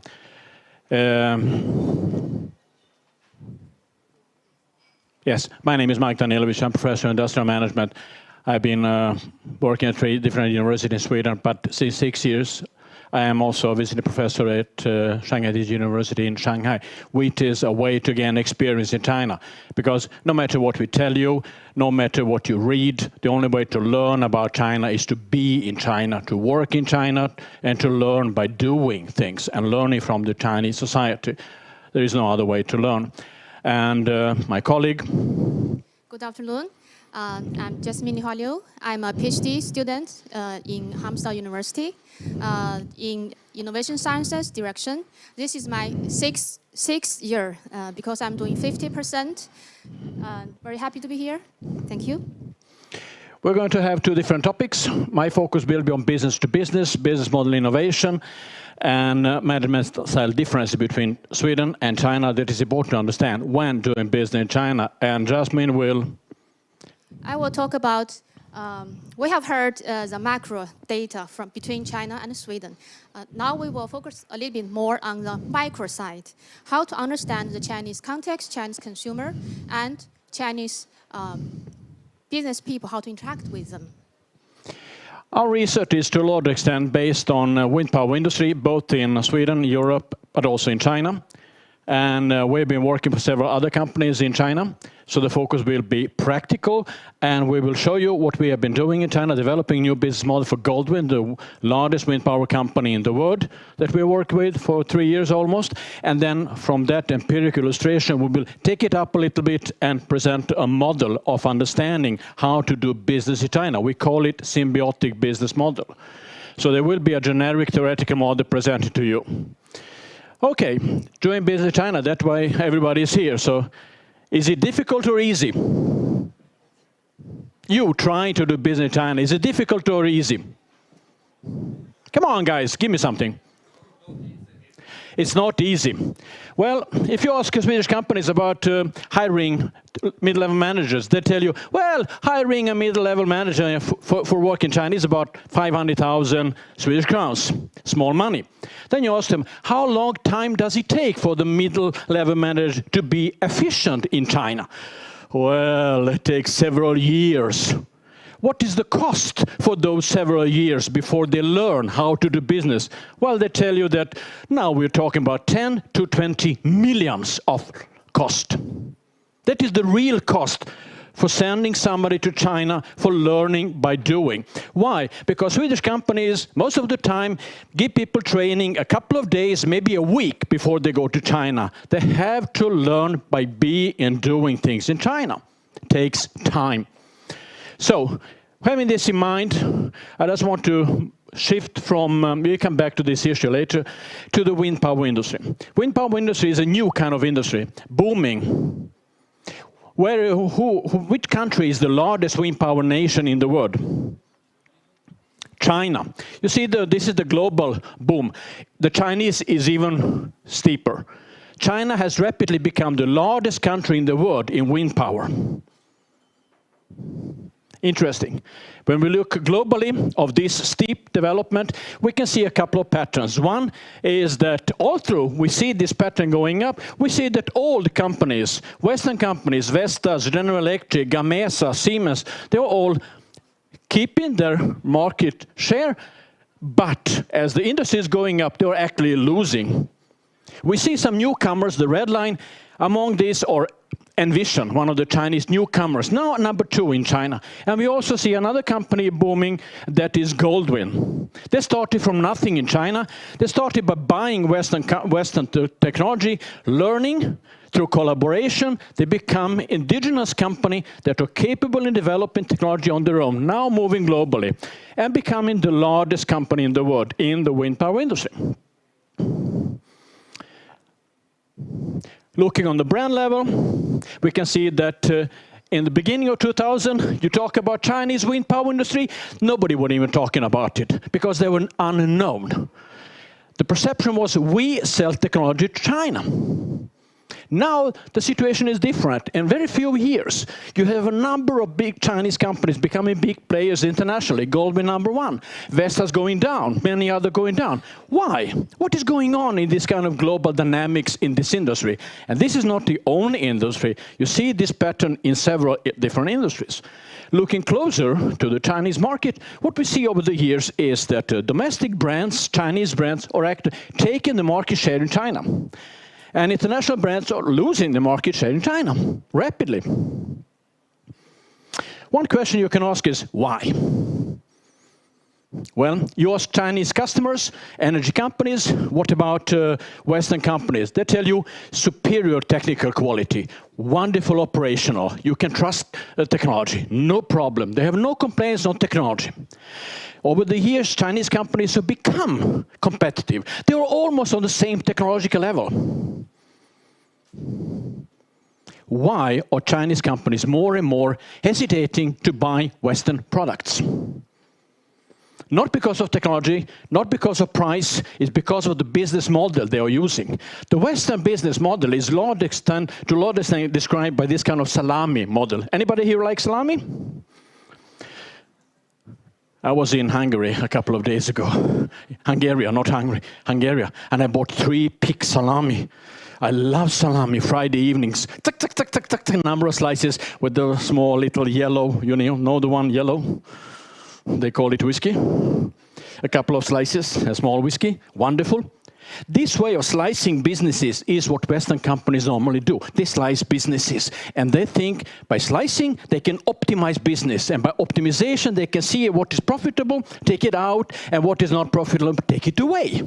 And this is a common mental model of the Western way of thinking. We are slicing it, optimizing, taking away not profit-giving businesses. Remind yourself about this model. I will come back. When I listen to people around me, companies around me, I see one pattern. They believe in technology. This morning, I was a lucky guy listening to 6 presentations. Most of the presentation time was occupied by technology. We have a beautiful product, we have beautiful technology, we're the leading. Yes, I know. That is not the problem. The problem is how are you going to make business on the product technology that you actually have? We know that one coin has 2 sides. Technology is one, the business is the other one. We also know that mediocre technology with superior business model is more successful than superior technology but lousy business model. But the focus of businesses many times is on technology. We think better technology, we make it even more beautiful. Customer maybe think differently. We forget customer. So keep this in mind. So how are customers being treated in China? By Goldwind, by all other Chinese suppliers and Western? Well, the generic conclusion we have is all wind power suppliers try to keep Chinese customers on distance. They tell them, thank you for buying our turbines. When we do services, you're not allowed to go with us in your own turbine. You paid 50 million for that one. You're buying hundreds of turbines from us, but we do not want to share information with you. We don't give you drawings. We don't want you to know anything about those turbines. Why? Because we keep you stupid. If you're stupid, then you need to buy service and maintenance from us. Do you think customers are stupid? They are not stupid. Chinese energy companies are not stupid. They have nuclear power, they have hydropower, they have solar power, they have wind power. Thousands of turbines. Treated this way. What are they doing? They hire people. They start their own training programs. They train their own service people to take care of the service and maintenance. The warranty time in China, wind power industry, is 5 years. During 5 years, they have to accept what you offer them. But after 5 years, you come to them and say, can we do business for new service and maintenance? They say, no, thank you. We take care of our own turbines. Now Chinese companies are facing challenges. How are they going to take businesses for service and maintenance? Because customers don't want this. Challenges. How are they going to do it? We ask Chinese companies, what about Vestas, GE, and the others? They say they treat us the same way. Sometimes they have problem with gearbox. How long time does it take to get a new gearbox from General Electric? Sometimes up to 1 year. Big losses of money. So we start here. And then we went over to China, we talked to Goldwind. After a couple of days, they asked, can you do a business model innovation project with us? We didn't hesitate more than 5 minutes, did we? About 5 minutes. We said, yes, let's go, let's do it. So we started a project together with Goldwind. And we investigated many different customers. We investigated energy companies, big 5, small 6, so-called, to understand what are they really looking for. Goldwind told us, you don't need to do that. We have salespeople. They understand customers. Have you ever met salespeople that really understand customers? Seriously? I have not. Salespeople are there to sell. Customers tell us, you come to us when you want to sell to us, but you never come to us to listen to our problems, challenges, and needs. So we started by workshops with customers, interviews, trying to understand what they want. Based on this, we developed a new kind of business model. We call it open, seamless, complementary business model. I will try to explain a little bit what that is. First, exploring the market. What is the market? How can you describe the market? What are the needs of customers? We understood different categories. We understood their needs. We characterized it. And then, based on this, we told Goldwind, customers want a totally different way. They don't want to be kept away. They want to be integrated. They want to share with you. They want collaboration with you. They say, no, we don't believe that. It took us about half a year to convince Goldwind management that customers want something different than you're giving them. Based on that, together with customers, we develop this kind of integrated pattern. Customers say, yes, we want to collaborate with you in the life cycle of turbines. Life cycle means 25, 30 years, but we want to do it another way. We want collaboration with you. We want integration. We want you upfront in the design of the wind farm, all the way. Many of those customers tell us, we have 6, 7, 8 suppliers of wind turbines. We have farms with hundreds with different suppliers. We want somebody to take care of all our trouble. They are slicing. Based on the understanding, customers told us we want strategic collaboration with Goldwind. We want to share our future, our plans, our directions. You give us solutions. So they want collaboration at different levels between Goldwind suppliers and customers. Based on this, we define the value proposition, which means that Goldwind is a strategic partner of customers. When customers are going internationally, and Chinese energy companies are going internationally, who are they going to collaborate with? Of course, Goldwind.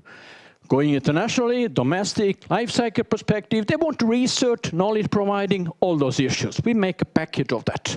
And based on this, we provide a new kind of service package to capture the life cycle and those aspects they want. But the most important thing is this. Customers want sharing responsibility. That means you have a number of work packages, service items you do, but customers want to share. Some I want to do, you to do a lot, something I want to do a lot. Then we can collaborate together. Nobody's offering that. They all think, I want to do everything because that is my money. And the outcome is, customer do everything, you get nothing. So collaboration, sharing might be a better way to do. Based on that, we develop a new organizational way to collaborate in cross-functional teams during the life cycle perspective. So this is key points of the new business model that we developed. Then, what is the benefit of this? Is there any economical benefits of this? Is there any economical value coming out of that? Well, ask customers. When we ask one of the largest customers in China, Huarun, Mr. Liu, that is one of the most well-known people in China, everybody in wind power knows him. We presented the model to him when we were in Shenzhen. We asked him, what is your perception of this? He was thinking. After about 30 seconds, he said, well, this is what we need. Nobody is offering this. The economical value of this is about 50 billion RMB annually for the wind power industry. When a customer tells you this, then you understand you are on the right track. We have captured something different. Today, Mr. Liu is vice president of Goldwind. I wonder why. Now the business model is being implemented, and the way you can see it is strategic discussions and collaboration between Goldwind and major Chinese energy companies. They make strategic agreement along this business model, leading to big business for the life cycle of Goldwind. And you can read Chinese text that I'm not going to give you opportunity to read. But in English, the emphasis of this business model is strategic partnership, common development, actively respond to the National Belt and Road. National Belt and Road. This means the Chinese companies are very much listening to the political needs of the development of the country. Together, they go in this direction because major energy companies are actually state-owned companies. So there is a connection that needs to be handled. Cooperation, information exchange to win-win development, and so on and so on. So this is the Goldwind's own way of describing what they achieve. Now, later in 2017, we will read more about China, what is going on. We read a quotation of Xi Jinping, the president of China, on a forum about One Belt and One Road. How many of you have heard about One Belt, One Road? Well, you know, it is probably one of the largest economical projects in China and in Asia. And this is what he was talking about during this forum, emphasizing a number of issues. And it is about complementary, leveraging, coordination, connectivity. That means collaboration. That is what they're looking for. If you understand the Chinese way of thinking, then you probably know what they're looking for. So, with this in the background, let's look for a symbiotic business model, what it means. Well, in the traditional business model, we are thinking about customer side, value proposition, and partner side. Yes, this is still there, but In the Chinese context, there's one thing much more important, and that is corporate social responsibility. That is not something that many Western companies see as something complementary. This is the core. CSR is a core of value proposition. It's not for many companies, but it should be. Because what is important in China is not to focus only on economical development, but also on societal and social development. Because China is a country still under development, fast development. That means that political level, political leaders are not only eager to let companies make money, but also looking for the development of the country. If a company can create something that is giving value, economic value to themselves, but also value to society, that is what they want. So this needs to be packaged, and we need to understand that business in China is very much in interaction with the political system of China. And also very much integrated with institutions and regulatory law and policies of China. That is what you see in the quotation of previous pictures. So this is not as the traditional input variables. This is the core of the business model. You want to go to China to do business, you need to understand how the business is integrated in the society, in the political system, and through this kind of interaction, develop something that brings value to the society as well. This is what we call a symbiotic, the symbiotic between government, politics, and companies. Now you say, well, in Europe we do differently. I see a couple of senior guys, all of you that remember the business in Sweden in the 40s, 50s, 60s. You remember all those big Swedish companies made success through the collaboration with the Swedish government. Do you remember? That we have lost today, right? Yes. But that is going on. So we need to understand these kind of things. In China, they think differently. They think of holistic, they think of collaboration, putting things together. To illustrate this, let me show you WeChat. Everybody working in China needs to have a WeChat. Of course, I have it. But WeChat is something more than just the software. WeChat is an integration of WhatsApp, Facebook, Switch, all those other applications that we are slicing. In the West, we have one application for everything we do. In China, they have WeChat. On WeChat, they can book train tickets, airplane tickets, hotel, pay bills, get salary, switch money to friends. Everything is done on WeChat. It's a unique application. That is why Chinese go to city with only one iPhone. They don't need to consider plastic card. You see investigations. American citizen has this amount of plastic card, and Chinese only this amount of plastic card in terms of MasterCard and Visa card, because they don't need it. They have this one. So to understand China, you need to understand the level of development. Finally, 2 slides about what can we say about characteristics of Chinese and China. Well, first, I have never ever met people that are so proud as Chinese. I work 2-3 months every year in China. Proud of the history, proud of the country. Decisive to achieve goals. Sacrifice in the short term for the long-term benefits. Willing to pay the price to achieve the goals. Learning by doing, experimental society. This is the last one, is interesting. The whole China development since '78 is experimental in its nature. That means they don't know where they're going, how they're going. They just want to achieve something. They make a decision. Let's go. We think a free trade zone is good. How are they going to run? I don't know. Let's start one free trade zone over there. And they look at it and say, it works not okay. We change. Looks good. Now we take 10. They learn on the way. The project with Goldwyn, we visit them on Monday. Friday, we shake hands, $1 million crown contract. How did we do it? By experimenting. This is the Chinese way of thinking. Fast thinking, fast decision making, and fast running. And we have to catch up with this, which is not easy. A couple of recipes doing business in China is ensure that all company business documents are in English as well as in Chinese.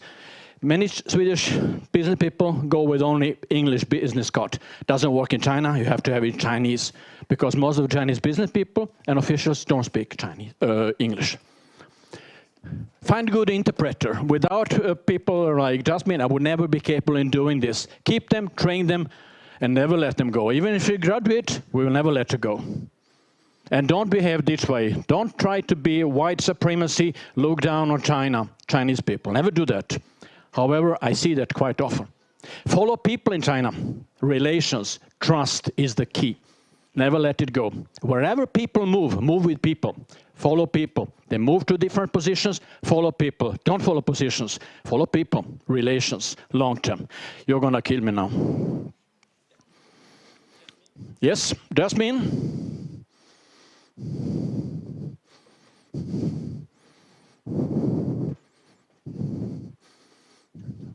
In the past 6 years, I'm doing PhD study in Hangzhou University, and also I work at the same time in Shanghai as a teacher. So this brings me opportunity to experience, observe, and interpret the both contexts.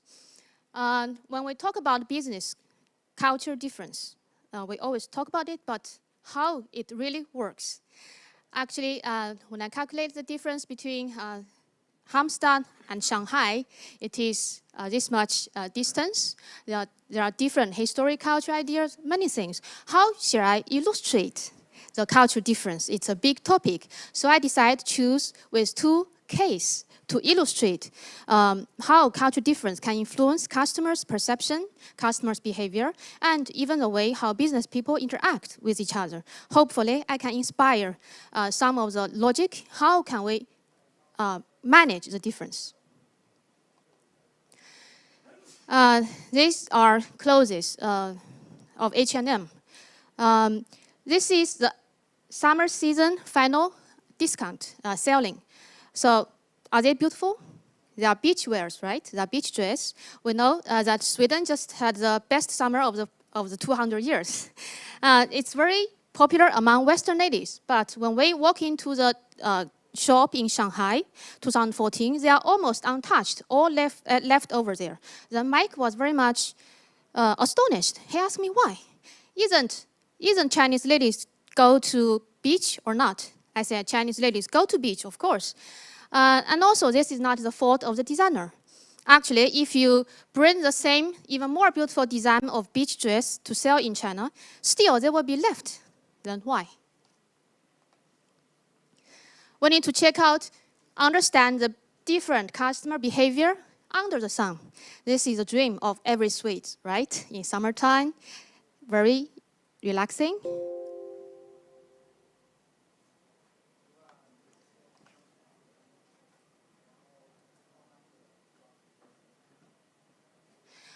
How Chinese ladies spend their time on the beach.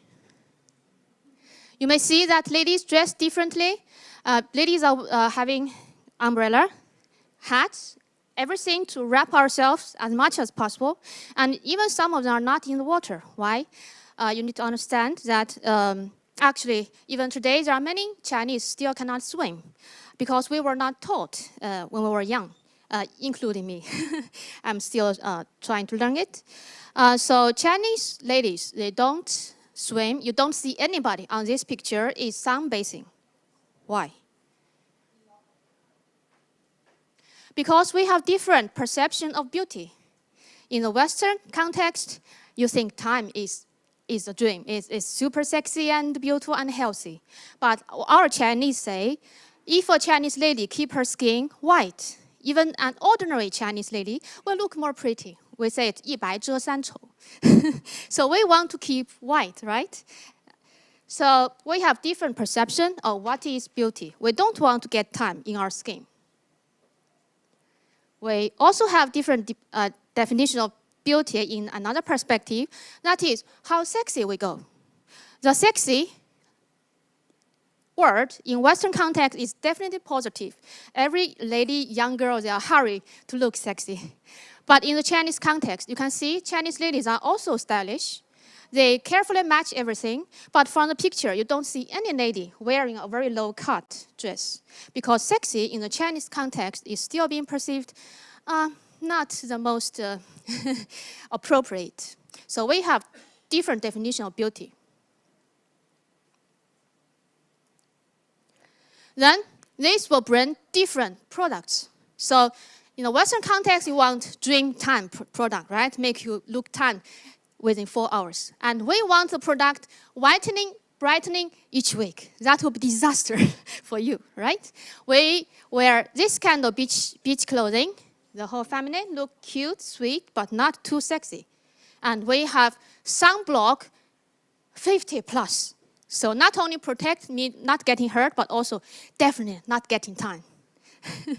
So now we understand why those beach dresses look so sexy, beautiful in your eyes. They just don't sell in China because we have different lifestyle. Chinese lady don't tan, get sunbaths. We have different perception of beauty that brings our different behavior.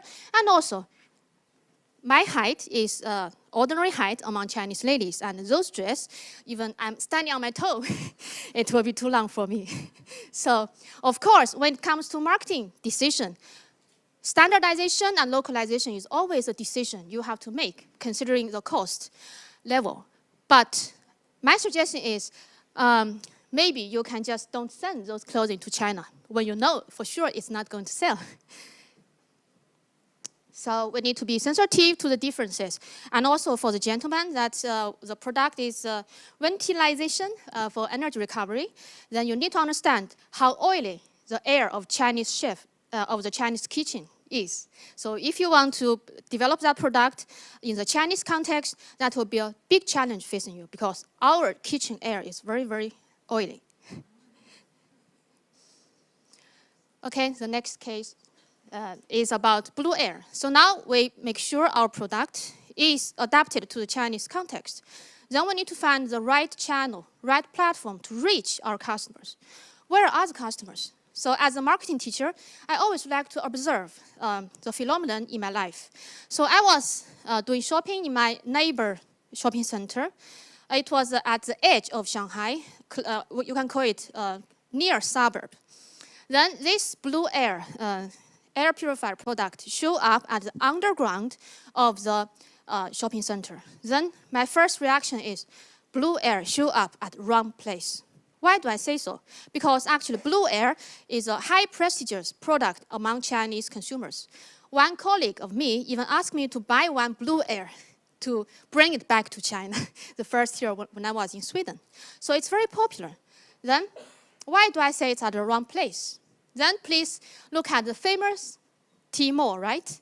Tmall belongs to Alibaba. It's the most important platform, online business platform in China. At the first page of their official website, especially Tmall Global, that means for international products, you will see authenticity guarantee in the circle. And they explain in detail how do they guarantee their product are authentic, real from international. Then they provide you the QR code. You can scan the code. Then the origin of the brand will show you all the information of the product, how it is being produced and where it was produced. And also, another example. Now, international good quality products are very popular among Chinese consumers. If we cannot buy it in China, we would even like to have people to buy the product and send it back to China. That is called 代购. 代购. So it is shopping authentic international products on behalf of you. And I just checked one lady that buying and selling Danish milk powder, send it to Chinese customer. What is she demonstrating on her webpage? So she is showing her ID, her bank card number, the location of her home, her husband doing shopping in the supermarket. And before they start to purchase the milk powder for the customer, they will share the location from WeChat to the customer to show, now I'm standing at the supermarket. And then they will live stream from WeChat to show the customer, you see, I'm buying this, I'm picking this bottle. And also, according to the customer's unique request, okay, please put a mark of 8 on every package. Then we do it, they do it. Any symbol you want to put mark on the package to show that this is the authentic milk powder they buy, especially for you in the supermarket. They mark it, and they send you all the receipt. Looks very complicated, right? So why? they do this. This is BBC's report about Daigou in China. It says everything is based on building trust. Building trust is a key word when you do business in China. Building trust is also everywhere in our life. We need certificate from organization to show that I'm single, I'm a good lady to marry to. Maybe, in 2001, now not anymore. But still, the official seal is almost needed everywhere in our Chinese life. So why Chinese need so many proofs? Trust is the key word. Because this will go back to the Chinese history. We are a continental country with 9.6 million square meter areas, big country, a lot of population, and based on agriculture economy. That means we don't have strong traits and tradition of doing business. And also, emperors perceive agriculture as the foundation of the country. In the history, in the ancient time, they look down commerce. Of course, that's history, not the case now. But the distrust built during those history period is still in our blood. And also, such a big country, such big population. Mike said, I have to behave, otherwise I cannot find a job after I graduate, because here, basically, everybody knows everybody. But in China, no. So we have to rely on many informations. So our default value is, if I cannot get enough signals to show that I can trust you, then I don't trust you. So different default value. That's why Chinese people, business people, interact with each other much more intensively than the Western context, especially the Swedish context. They have a lot of dinner together, they drink together, they have karaoke together, even Sunday at weekend. They might invite you, the business partner might invite you, how about to play basketball with us? Then you will feel ridiculous. Weekend, my family time. You have no right to call me on weekends, right? But these are all methods. Actually, Chinese are using these circumstances, these occasions, to try to get more information from you, try to feel who you are. Can I trust you? Do I feel comfortable enough to work with you? So actually, finally, after this kind of interactions, you can even, if it works out very well, you can even become half friend and have fun together and enjoy. So Chinese are like Swedes.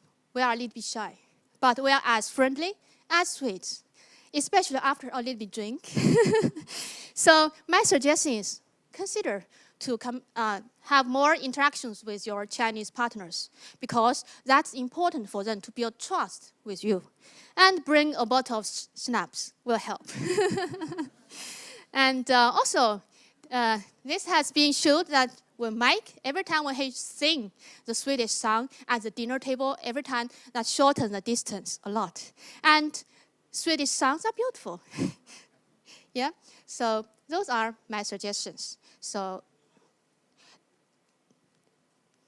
Thank you very much. Both Mike and Jasmine, let's give them a hand.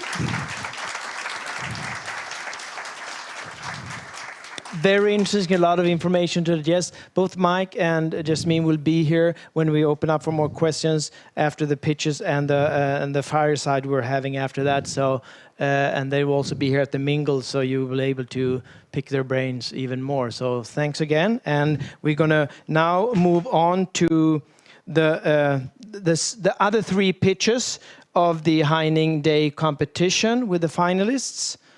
And first up,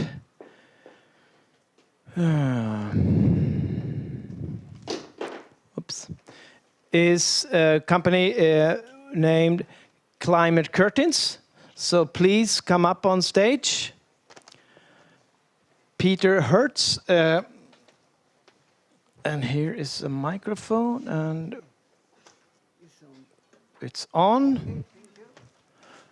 And here, and soon you'll have your 3 minutes. And before Peter starts, so in this competition, it's been quite broad. What was open for applications been both from sort of startup through bit almost beyond scale up this time. So to give the context of the competition, here's the clicker if you want to use that. And I'm gonna, okay, phone, and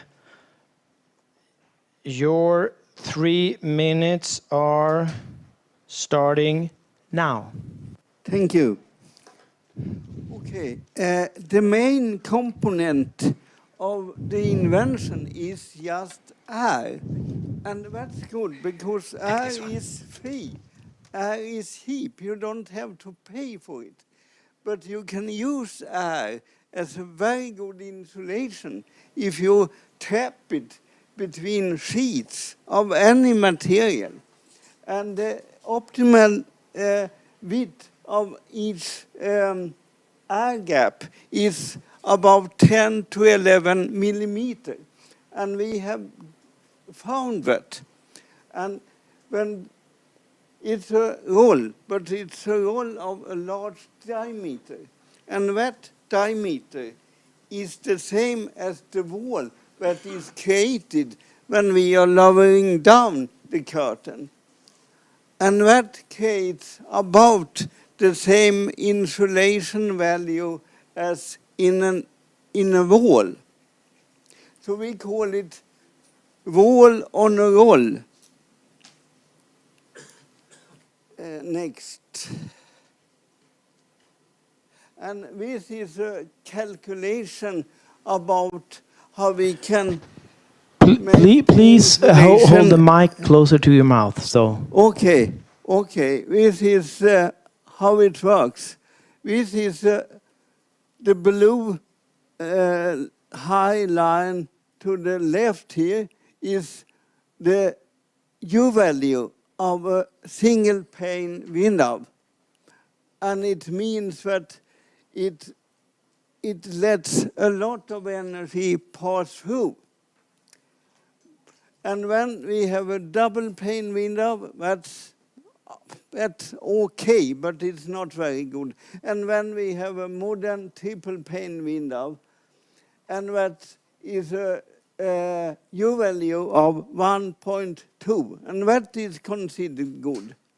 But then the interesting thing is, we combine a single pane window with our curtain.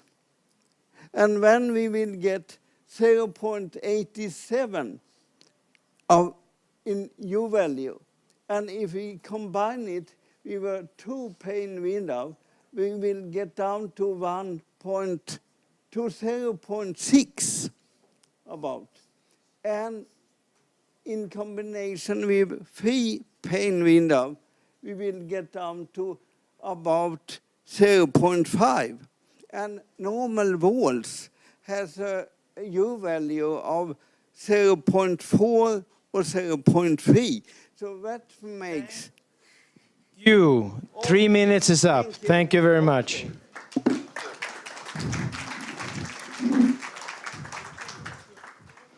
So the next company up is Bioprocess Control. Yes. And here is... we're getting there.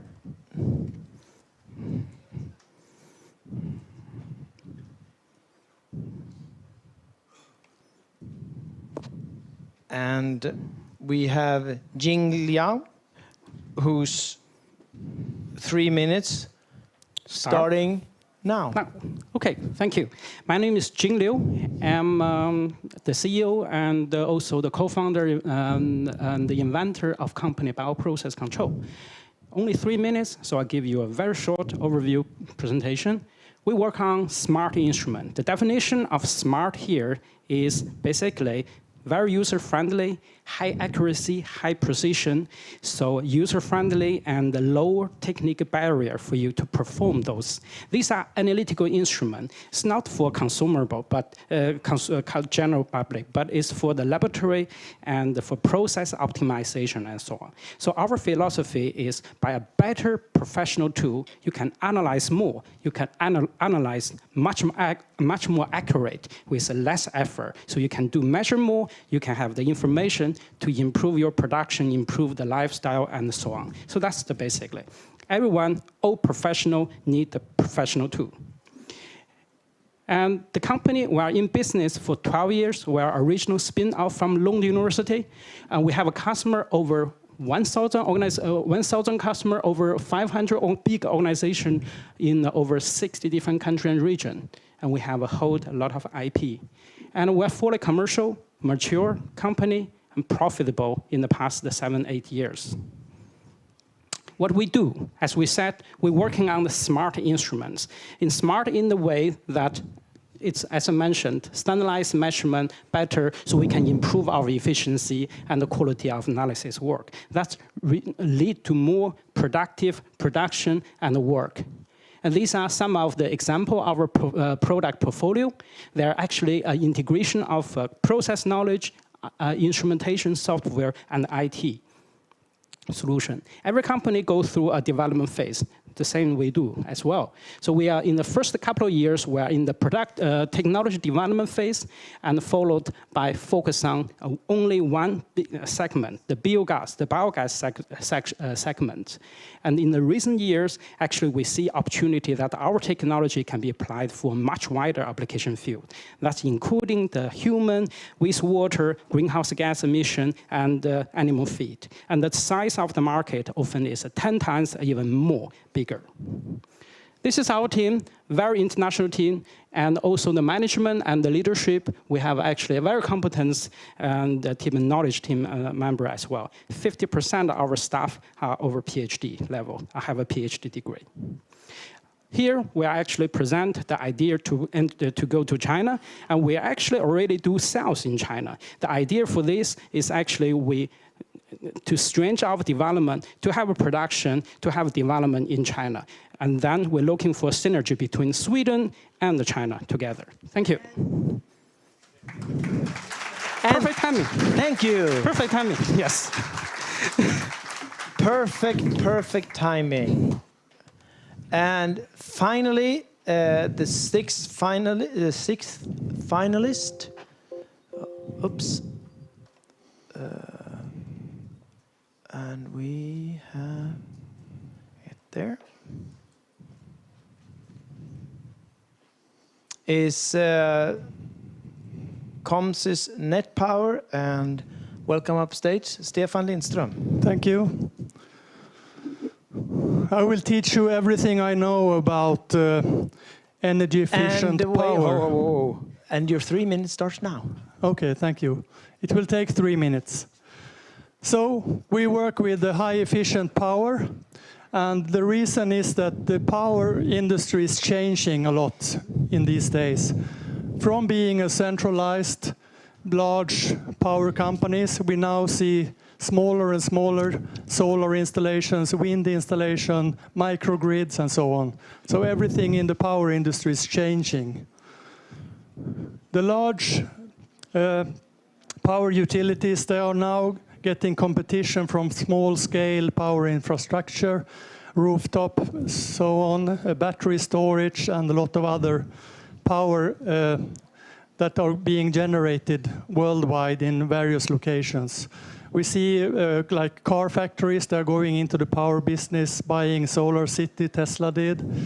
Daimler-Benz, they are going into battery storage, and so on. There's a trend that industry that has not been into the power business are now moving in. And that means that the power grid will be changed. It will be a smaller scale, and it must be more flexible to handle all these small power sources. And the grid will also be more sensitive because of all this wind flowing in, sun coming in, power, and so on. It will be very, very complicated. So we do a super efficient system that can handle both AC and DC power.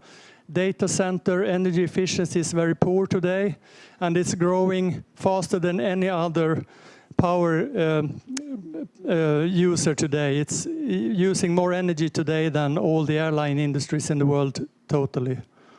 And it's growing faster and faster. We can save up to 10 to 30% in a typical data center by doing it in DC instead of AC. We have done it at H&M, the data centers just south of Stockholm, and they are very happy. We can also do AC systems. We have done it for wind farms in Sweden and other countries. They must remove power disturbances generated by long cables and so on. So we can filter the power to make it more efficient and remove overtones and other problems that occur in the power network.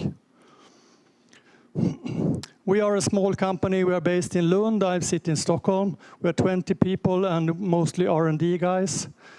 We have gone through a journey during these years for heavily investing in R&D, and now we are trying to sell it globally. We have a good reference list, a lot of car manufacturers, we have power utility companies and so on. But we only have one Chinese partner, and that's Songyeda. So that's the reason I'm here. We want to grow our partner network, and we want to move into China to get more business in the Chinese fast-growing industry. That was my 3 minutes. Thank you. That was very excellent, just on time. You had your own timer, that's even better. So, thank you very much. We're gonna move into, and at that point we'll also have a bit more time for interaction and Q&As, and we're gonna rearrange on the stage and bring up another table, and because we're gonna have a little bit more, few more people up here.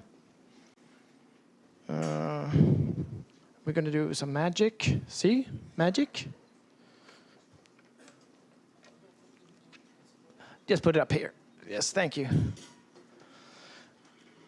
And then I would like to ask up on stage, to save time, bring them all up to right now, Ms. Bonnie Rupé, the founder and CEO of Bonzoon, Mr. Marcus Skinner from Edurus AB, and Claire Fairfield, the chairman of Venture Capital Institute in China. And we need to put you so you can have some. Okay, we have one there, one there, and this one. You have to don't speak too loudly because we've lost something here. You want to use the mic or hand? You can use the hand mic.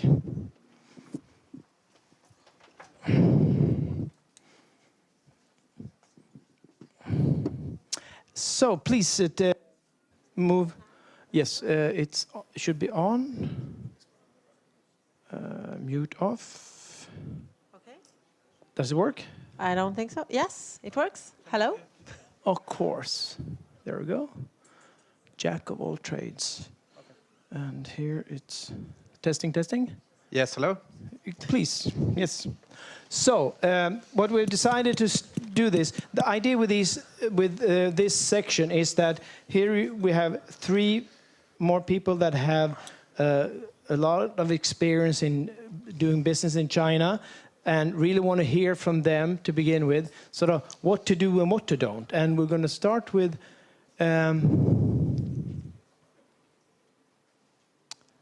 Bonnie to give a very short presentation, and then we'll be done with PowerPoints after that. So, oops, and clicker. Bonnie. Oh, this is the clicker? Yes. Okay. Please. Pregnancy is the #1 killer of women. I know this because I was almost a victim myself. When I was pregnant with my 2nd child, I had a complication that nearly killed me. And it's hard enough being pregnant. But when you go to the doctor and they just hand you your test result without no explanation, No indication of what you should look out for, and no advice on how you can prevent bad things from happening. With the wide use of smartphones, there is no reason for women not to have information on their pregnancy. Bonsoon is here to stop millions of preventable deaths and disabilities. Bonsoon helps expecting mothers monitor their health so they can feel safe and secure. It's high-quality medical information, vital information from world-leading institutions. With a symptom checker, just tap on the image where your symptom occur, and you can easily understand if your discomfort is a sign of a serious condition. The blood test tracker explains the result from your blood tests and give you the explanations that Chinese doctors don't take the time to give.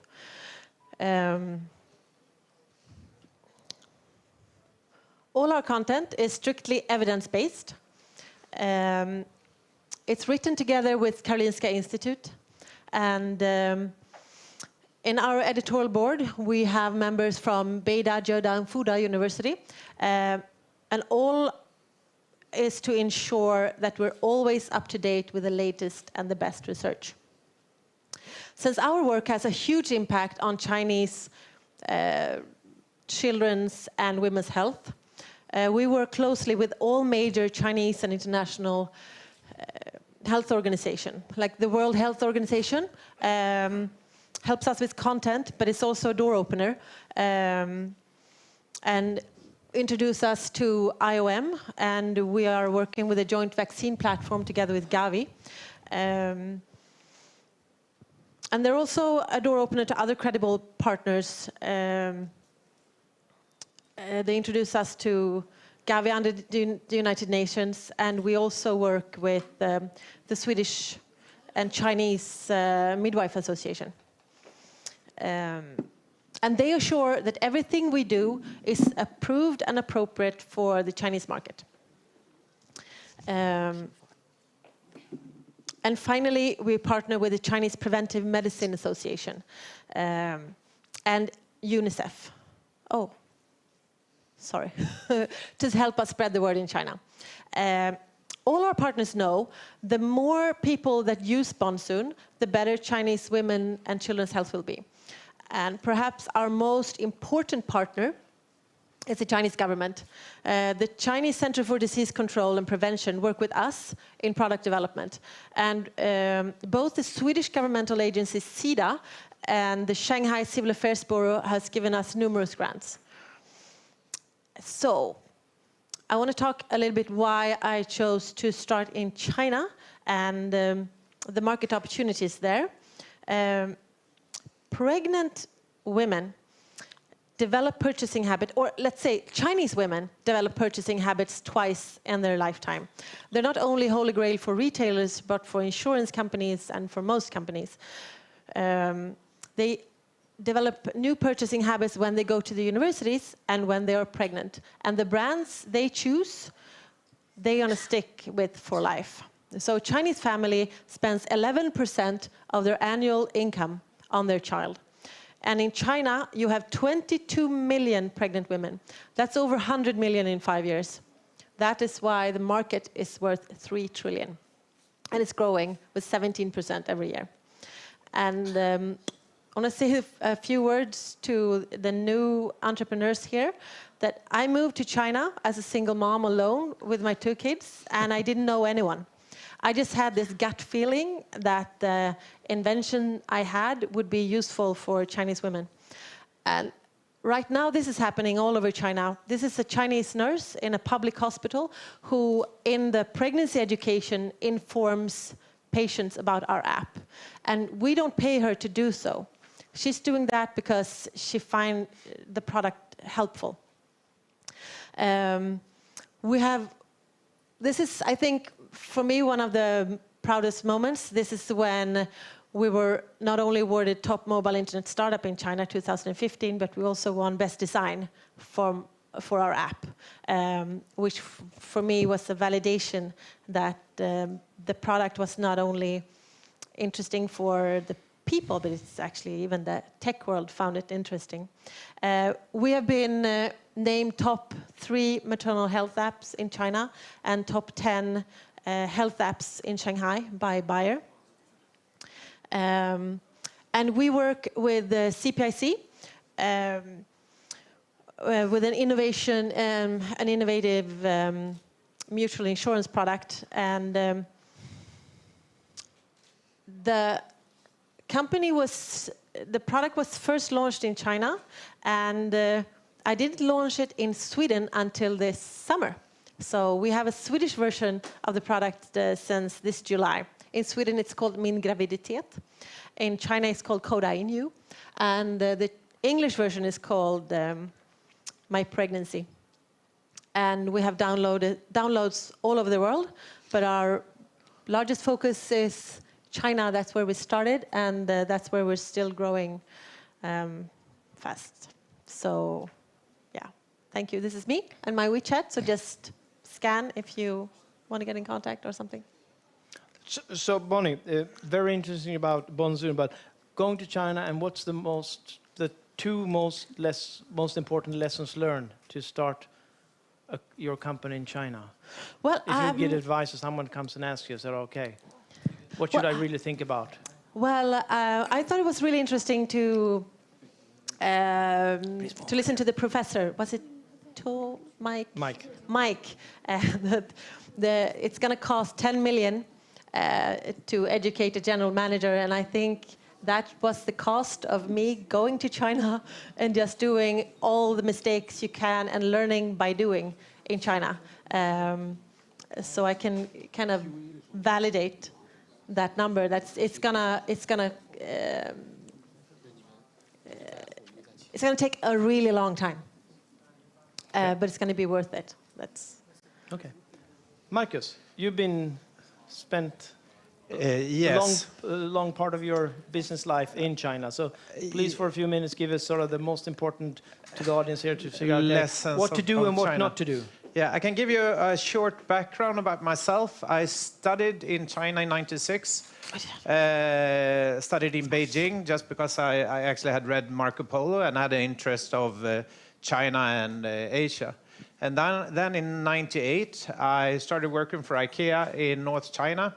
I worked as a purchaser and actually also with logistics and finance a bit as a management trainee for about a year. Then I started my own business in Qingdao for trading material. At that point, there was no one who was shipping to Europe or to Sweden big volumes of stone material like flooring and so on. So I started that business in Qingdao, started selling with the aim of actually breaking the whole market of Sweden. So we went in with crazy pricing. We took all the orders in the beginning of year 2000. We went in with at that point, a floor in Sweden, of black floor, for instance, cost 1,500 kroner, and I offered a price of 275. So it totally went crazy for a couple of years. We started offices in Qingdao, Xiamen, Beijing, also down in Hong Kong, and so on. Had some quality issues, and actually stopped working with building materials in 2003 or 2004, and continued only with tombstones and started up a factory in Xiamen for doing tombstones. With the idea to do everything in China, don't have anyone touch it in Europe. We have been doing pretty successfully. We have about 25% of the Swedish market of tombstones. We are in Holland and in some other small countries. And I have worked also in China with selling quite a lot of product. I worked with PP product with 3M in Fujian province for selling safety equipment and so on. In Sweden, I'm mostly known for merger and acquisitions deal that I did what you call the JC deal that I had a Chinese guy from Guangzhou buying JC, which is a big clothing company in Sweden with 120 shops that all of us have actually bought all our jeans when we were kids from that company. And then I was also running the company with him for about a year in Sweden. Now I'm doing other things, you could say. I mean, I'm working a bit with Monsoon, and also trying to focus on actually exporting into China, because China is getting so expensive, and it's also a market of selling. And then, of course, also still helping Chinese companies to buy things in Europe, which doesn't always makes me popular in these days. Yep. So, but dealing with China and sort of business there, so what would you say is sort of, what are the biggest mistakes you made or the biggest hurdles that you see in that process? I started off, my first business was in China, so I was for me it's kind of comfortable. The Chinese way is the real way, kind of thing. I would say that the biggest difference of China, that is that when you do. When I, with my Chinese business partner, when we're going to have meetings, if it's 10 people, I know exactly what the relationship is between all these 10 people. Who is the brother, who is the cousin, and how are they related? They went to school together from what age? From 7 years old, from 14 years old?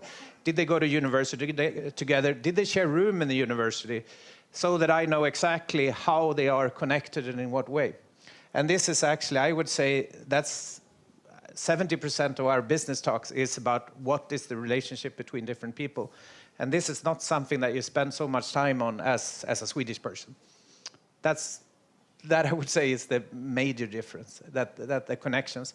And also I would say if you go in as a Swedish in a company, you should always go through connections. You don't just show up. It's impossible.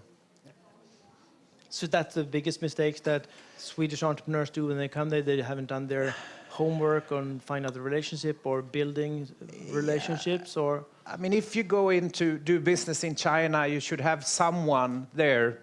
I mean, what is unique, what is good with Sweden is actually that Swedish people, we are a little bit like a family, right? We do trust each other. And Swedish people trust each other we kind of start with 100% trust and then you lose it. While in China, you start with 0% trust and then you gain it. So it's a bit of a you meet at 50 then? Yeah. Hopefully you meet at 50 or you just rush past each other really quickly. So I would say that the biggest mistakes is to send people over there who are experienced managers and so on, but doesn't have experience of China. You need, as someone said here before, you need at least 3 years. And then when you have made the biggest mistakes, then you know what to do. And so on. You know at least a little bit what to do. Yeah. Any other advice you would give? Because if one is thinking coming to you, so, okay, Marcus, I'm thinking about going to China. What are the 3 most important things I should start with? Money is one thing. I mean, China is not cheap in any way. It's a very, very expensive country. I mean, I think that some people have the misconception of that China is a cheap country. I mean, that will disappear the moment you go to a bar in Xiamen and you pay 100 kroner for a beer, right? And then if you go to a club and you cannot order Dom Perignon until you order either half a dozen or a dozen.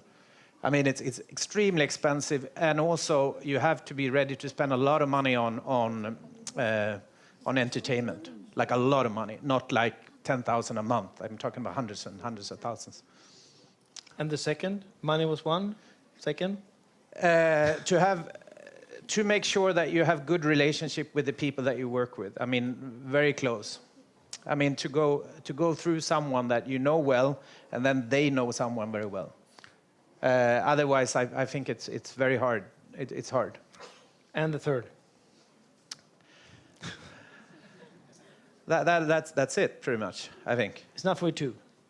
No, but I mean, from it's a relationship thing. The biggest difference is that you have to take the relationship for granted. Another thing maybe is not to be so honest as a Swede, because in China, if you say 100, they expect 50, or maybe 30, because no one would go in and say that I have 100. But as a Swede, you always go in if it is 100, it is 100. And if someone comes to us and say, oh, it was only 97, we feel very, very embarrassed, right?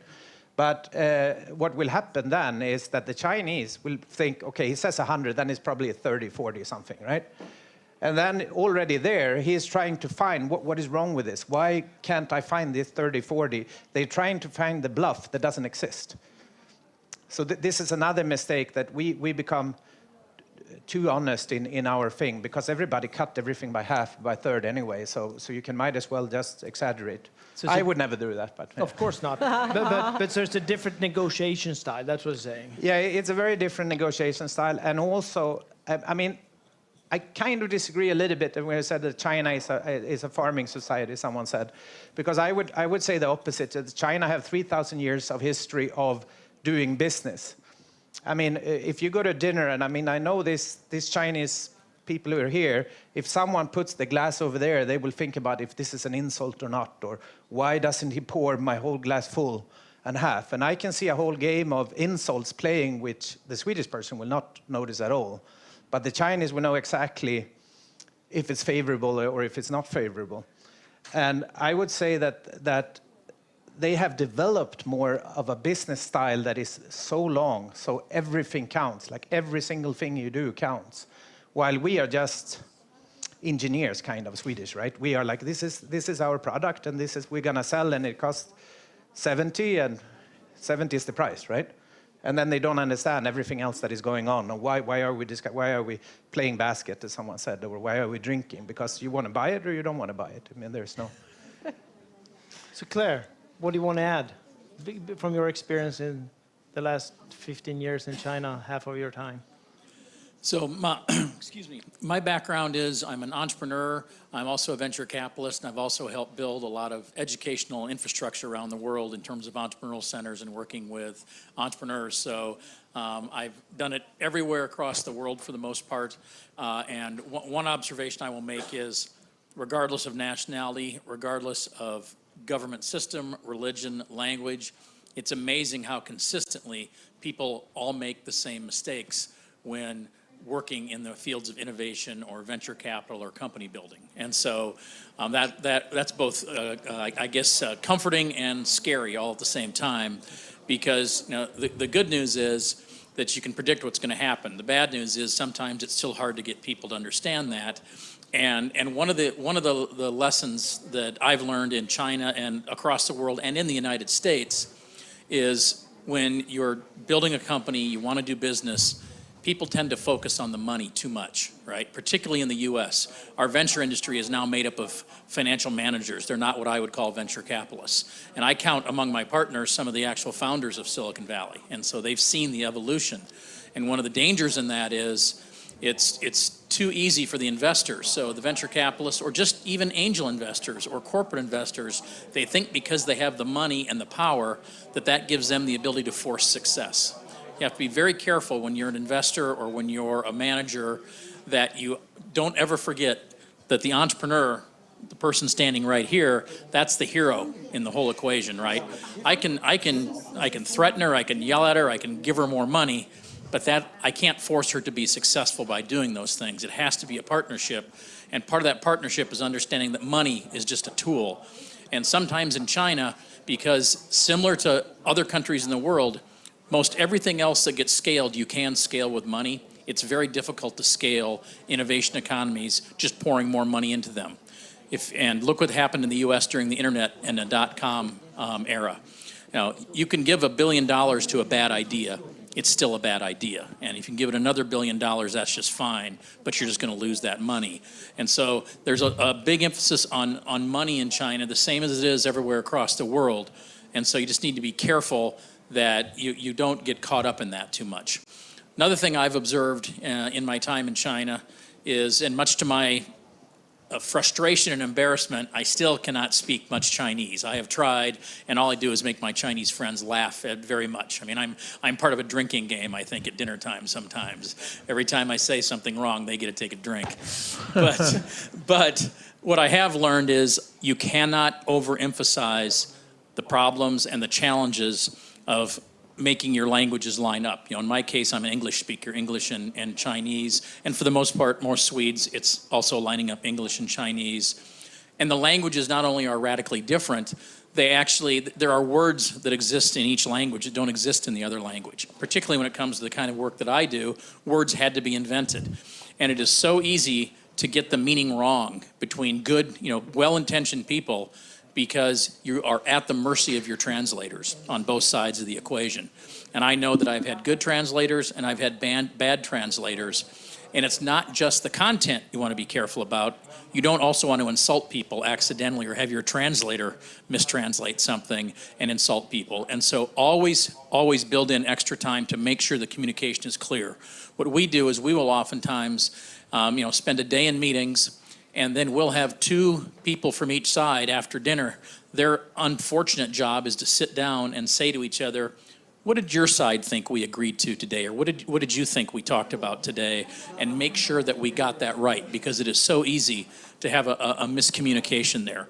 And one more thing, I get three, right? Magnus, is that right? Three things. I just want to really emphasize what my fellow panelists here have talked about. The importance of Guangxi, or the network in China, cannot be overestimated. If you're going into China, you have to find not just a local partner, but a competent local partner who is also pretty well connected in the business world and well connected with the government. Because if you don't have those connections, you're going to find life very, very difficult and very, very challenging in building a company in China. And so pick your partners carefully, and remember that you're in a completely different culture with completely different rules and completely different social norms, and you need to try very hard to learn those and to fit in, because it's not your country, so to speak. And I've seen so many people in my industry in particular. You want to deal with some arrogant people, deal with some venture capitalists, particularly out of Silicon Valley, and they walk in and they're acting like, hey, the really smart people are here now. All the locals just kind of get to the side and we're going to take over. That was the first wave of Western VCs in China. And the mistake that represents is just phenomenal, because, it offends people on so many levels. Now, as I told my Chinese friends, don't think it's because you're Chinese, right? It's not racial, it's not ethnic. Most VCs think everybody is equally unworthy to be around them, so don't take it personally. But that is particularly devastating in China to behave that way, and for historical reasons as well. So pay attention to the network and how the culture works around that. And so those are my three, Agnes. Do you want to add something, Bonnie, before we open up to the questions? Yes, please. The Sweden in me was like, it's unfair. I only got two. I do have a third. A suggestion, because Sweden actually, it's a very tiny country, and I think Swedish entrepreneurs could really benefit the help we can get from the Swedish government. Like, I approached SIDA, and SIDA opened a lot of doors for me, and I could get in contact with Swedes who had worked for Swedish governmental agencies in China for over 30 years, and they introduced me to their Chinese friends. And I think that is a very good way in. And the first hospital that we collaborated with, I asked my contact in the Swedish embassy to talk to her contact in the Chinese government to ask them which hospital should we choose. So as a Swede, we can really seize this opportunity, because it's, the embassy is really approachable for us. We can reach out to SIDA, we can go to Business Sweden, and we can really benefit from this collaboration, like top down. You have to work both ways, like know your customers. I did a lot of focus groups to understand the pregnant women, but also I went like really top down. And I think Sweden and China's governmental relationships are good, so we can benefit from that. Okay, let's open up the opportunity here. We have some minutes for sort of any questions, comments that you disagree. Keep them short and crisp. Raise your hand, and there will be a microphone appearing out of thin air. So who wants to? Anyone? Otherwise, Marcus wanted to ask for the word. I wanted to add one thing. I mean, I know that everyone when they are going into China here, find a local partner who is very good government connection, and that is very good. I would say it's extremely dangerous to find a local partner that you don't know very well, extremely well, that have good government connections, because they will just take it. I mean, normally, I mean, there's different ways of doing it, right? But if you don't have the very, very good connections yourself on a level where you actually have some kind of very close connection, then try to divide it so that you have a couple of people who are powerful and equally powerful that doesn't know each other, that are from different frameworks. Preferably 3 if you can, but at least 2 from different sections. I mean, if you're going into China, I would say go to Guangzhou and go to Shanghai, and then take two different groups that are competing. Not really competing. I mean, they have their areas of, but if someone is trying something, then you have the other group to lean on, and they will never accept the Shanghainese to do this, and the Shanghainese will never accept the Guangzhou-nese to do that, and so on. And I would also say a big thing when it comes to, I mean, listen to the Chinese, how it comes, if you are from Guangzhou and you want to start business in Harbin, how would you set it up? They would never go to a strong local Harbin partner and ask them, here you have my business, do your best with it. They would be like, oh yeah, I will do that. That wouldn't happen. So because they would send up their own people, they will try to see what kind of family connections do we have, how do we do? Yes, we need a local strong partner, but we also need to make sure that someone doesn't take the business as it is. And also now I'm talking a lot. I don't know. You have to. I'm waiting for a hand to show up. Yeah, and then if there's a hand, I stop. But well, I'll stop you. Yeah, no, but as a, I had something very smart here, but I lost it. Sorry, my bad. Yeah. Yeah, I can just fill in, and I totally agree on that. I did not have a partner in China. I still don't. I think it's hard enough to have a co-founder, and I don't have a co-founder either, but I think it's very naive to think that, you just find a good local partner and then they help you set up your business in China. So you have to be really careful. Yeah, I know what I was going to say. I mean, Chinese are the best friends in the world that you can have if you're friends with them. If you're not friends, I mean, their obligation is to their friends and family first. I mean, in Sweden, we are very special in the world, actually. We are like the kangaroos of the animal kingdom when it comes to morality, because we feel that if you hire someone and you pay them, then the moral code is that they are employed by whatever company it is, and then even though they have a friend who is working as a competitor, they won't help their friend. In most countries, it doesn't work that way, and especially not in China. So, I mean, their first obligation is to their friends and family and people that they are close to. And then the second to the company. They will do their work correctly, but they will be loyal to their friends and family.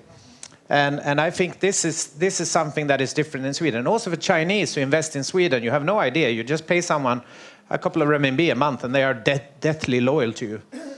Which is something that comes as a shock to Chinese when they invest in Sweden, how you can only pay someone and then from day one they're extremely loyal to the company. And this is a good thing about Swedish people. The bad thing is that we're very slow compared to Chinese, right? Like a 10th in speed. Yeah. Normally. Yeah. There's another, anyone expand on sort of the slowness? What do you mean with that? Sort of why is I think after living and working in China for a few years, I recently moved back to Sweden, and the cultural differences in how slow Swedish business is. If, for instance, if I would meet a Swedish person here, and we have an idea that maybe we could collaborate somehow, we change business cards, we connect on LinkedIn. And then we have a meeting, and on that meeting, the first meeting we'll have will maybe be for 2 weeks from now or something, because it's höstlov or påsklov or vacations or something. And then you have a meeting, and then on that meeting, you have another meeting which is 3 weeks from now. But if I would connect with a Chinese person here, we will just talk on WeChat, and then tonight we will agree on a meeting, and then we will have our meeting tomorrow. And it doesn't matter if tomorrow is Saturday or Sunday, we will still be there, and maybe it's going to be 5 other people in that meeting, and then on Monday we have a deal or an agreement. Yeah. So it's or you don't everything have is a so deal and you fast. start before the deal, and then you see how it goes, kind of. Yeah. Yeah, it goes very, very quickly. I mean, everything. I have a little story, if I have 2 minutes, that is funny about this. A long time ago, in 2002, 2003 maybe, I was in Guangzhou, and I got to know two women there. This is not that kind of story, actually, but it's... they were running a little agency and so on, and then this girl who is called Kitty, maybe some of you even know her because she's well known in Guangzhou, she was like, I'm thinking, me and May, we're thinking about starting a bar or something. So maybe next time you come to Guangzhou, I have a bar. And I'm Swedish, right? I was still in 2002. I was still very Swedish. I like, that sounds fun. And then about, I think, 3 or 4 months later, I came to Guangzhou, and she was like, hey, Marcus, you want to see my bar? And I was like, you have a bar? Yeah, I told you last time that me and May, we were going to start a bar. And then she introduced me to the bar, and it was like, flaming bar. A lot of things were happening there. If some of you went to bars in 2002, you know how it looked like in China. But I mean, it was crazy. It was like maybe 1,000 people. People were doing this and that and so on. And this is after 3-4 months in China. And I mean, that would never, ever, ever happen in Sweden. I mean, first, a woman like that. We have some entrepreneurial women. In China, we have massive amounts of women who are entrepreneurs. And the other, I'm Swedish, right? But then also, I mean, the speed that they don't go from thinking to action in a very long time. It's thinking action, or you're lost, right? Because it's so competitive. You cannot think, and then someone else have a bar, so then it's too late. Claire, do you want to add something? Just that another thing that came to mind is from a cultural standpoint, and I'm in a lot of kind of formal settings in that you want to be very careful that you don't ever embarrass your hosts or your partners there. So again, pay attention to the cultural norms, because that's very, very important. Because at least again, the world I live in China, a lot of the relationship building takes a while. At least in my case, I traveled a lot with people because that's how you get to know people, and you travel and go places. But you have some of the meetings I went to, I could tell the reason for the meeting was just to make sure that the people I'm working with could see that I was not going to embarrass them, and so then you can kind of get moved up to the next level. And so it's just important to pay attention to those cultural norms, because those aspects of the culture are very, very important. And I remember one time, the first time I went to a meeting with one of the vice governors of Guangdong province, and everybody wanted the meeting to happen, but you could just see how incredibly nervous the people were that I had known for a long time. These are people I built a relationship up over a period of years. They were high ranking. Their children had come and stayed with us in the United States, so a very tight relationship. But the whole purpose of that meeting was to get the next meeting, and everybody's fear was that no matter, that I wouldn't do something wrong. And luckily, just by kind of doing what I was told and, going in the directions I was pointed, it all worked out just fine. But there are a lot of cultural landmines there at some of those levels you deal at, and you just want to be very sensitive to that. Great, thank you. Well, time flies when it's interesting, and I think the three of you will be at the networking mingle, so people, now you have faces on the names, so just approach them and pick their brains and experiences a bit more. So thank you very much. We're moving into the final stretch here for the afternoon. Thank you.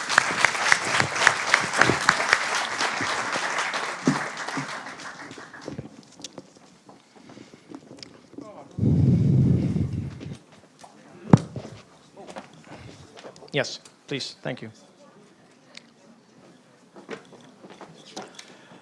So, things are becoming exciting.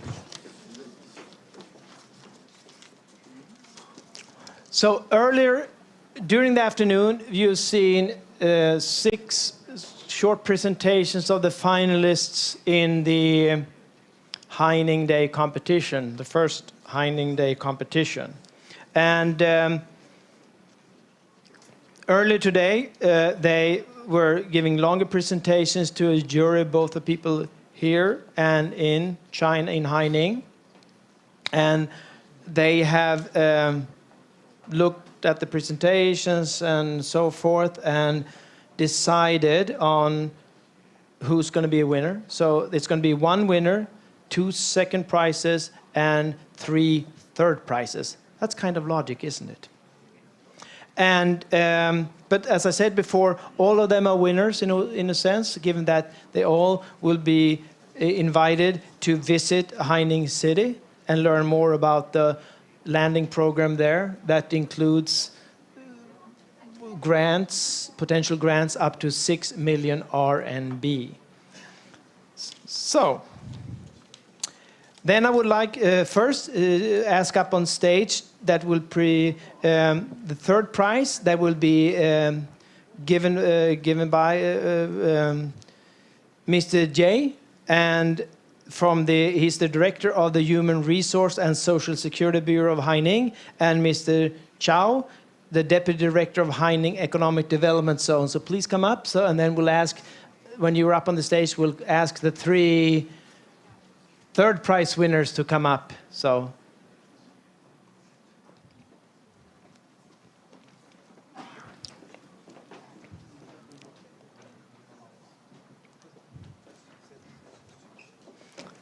Please. And then we need the flowers for this. This is a logistics. Hold on. Okay. So the 3 third winners, prize winners in the Haining Day competition are NJ. Please come up when I call out your company. Climate Curtains. And Comsys Net Power. So please. So you will get these. You will get flowers from our. So please give them and say congratulations.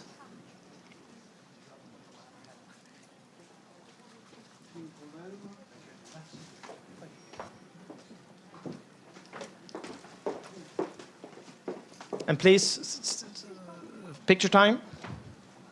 Stand together, closer. Okay, pictures. Go. Hold on, we're waiting for another photo. We have to keep the suspense for the second prize winners.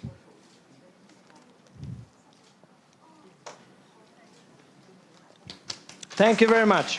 Congratulations. Then I would like to ask up on stage Mr. Chen, the Director of Talent Service Center of Haining.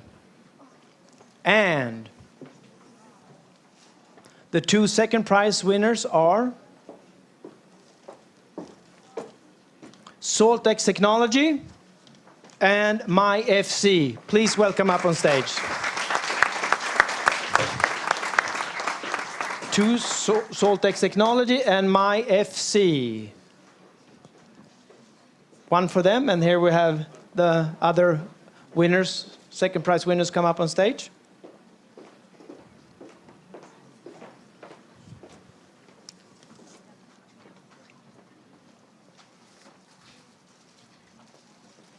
And sir, please in the middle.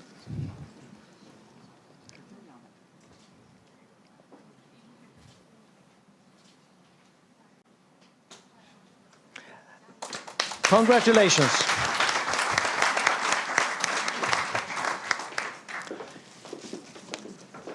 And now, and finally, I would like to ask Ms. Chen once again to come up on the stage, the Deputy Mayor of Haining, Haining's People's Government, please, to present the to the number one, the company. And if you've been paying attention, please welcome up on stage the first winner, overall winner of the Haining Day competition, Bioprocess Control. Welcome.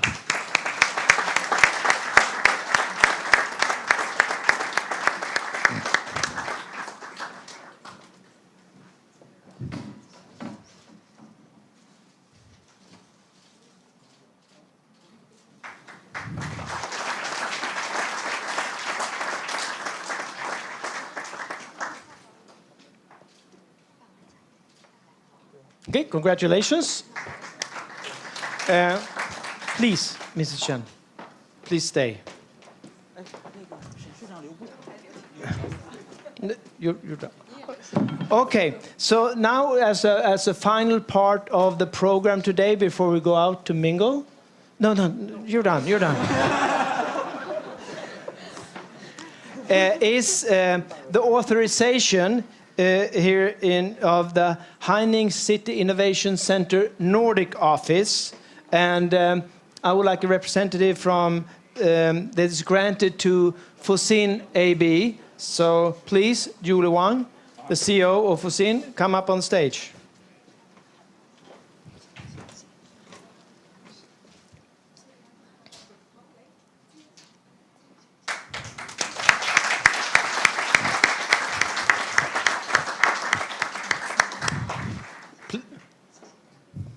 Okay. More pictures, more pictures.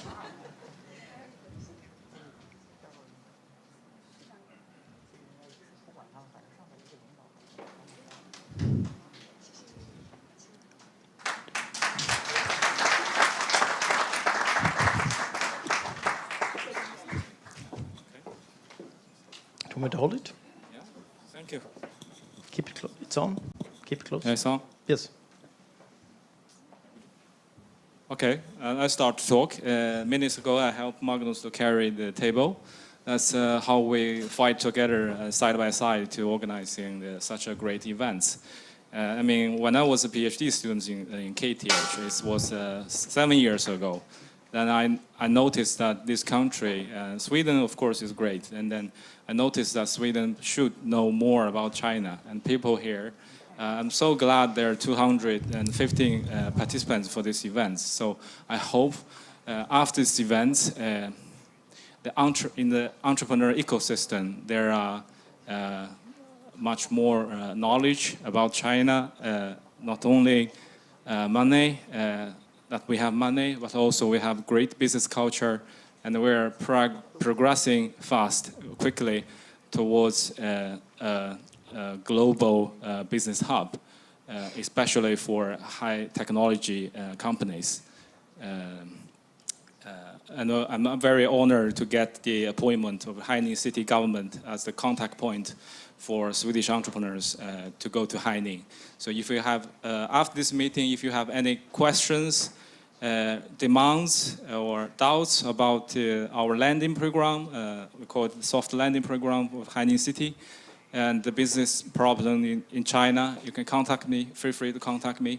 And we are Fosin AB, newly established business consultancy companies. We have 12 persons, and we are really for every Swedish entrepreneurs to help you guys to enter in China and enjoying the future's business world. Thank you.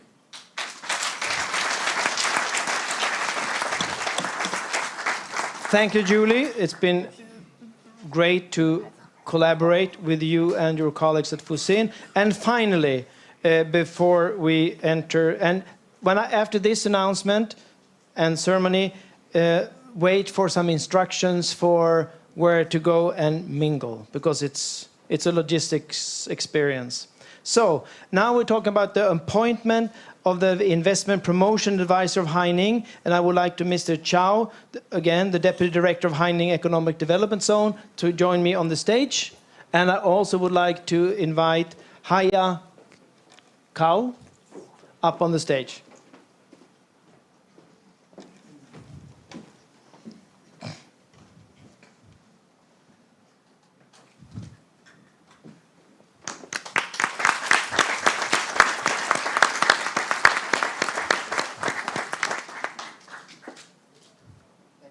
Thank you. So, now, thank you for coming, and I hope you had some food for thought and some new ideas and new connections. And now, you are all invited to a mingle and networking up on the roof terrace, which means, now you have to pay attention, otherwise you get lost. Where you came in for the forum, instead of going down the stairs, you go straight ahead and up the stairs. And up there's a nice roof terrace where we'll be serving some drinks and snacks, so you can continue networking and making new friends. And thank you again for coming, and thank you to Fusinabe, and thank you for the Haining municipal government and everybody else involved in the Haining Economic Development Zone, and everybody's coming here, and the finalists. And yes, also there's another startup that are putting in some snacks up at the mingle. They're called Lava Cheese, so try them. The cool thing about them is they are from Iceland. That's why they're called Lava Cheese. Iceland and Sweden. Yeah, so it's a company that wants to also explore their opportunities in China. They're working a bit with Fusin. So thank you very much. And hold on. We're planning to put all the presentation we can will be available, and we'll send you information about that. Thank you very much.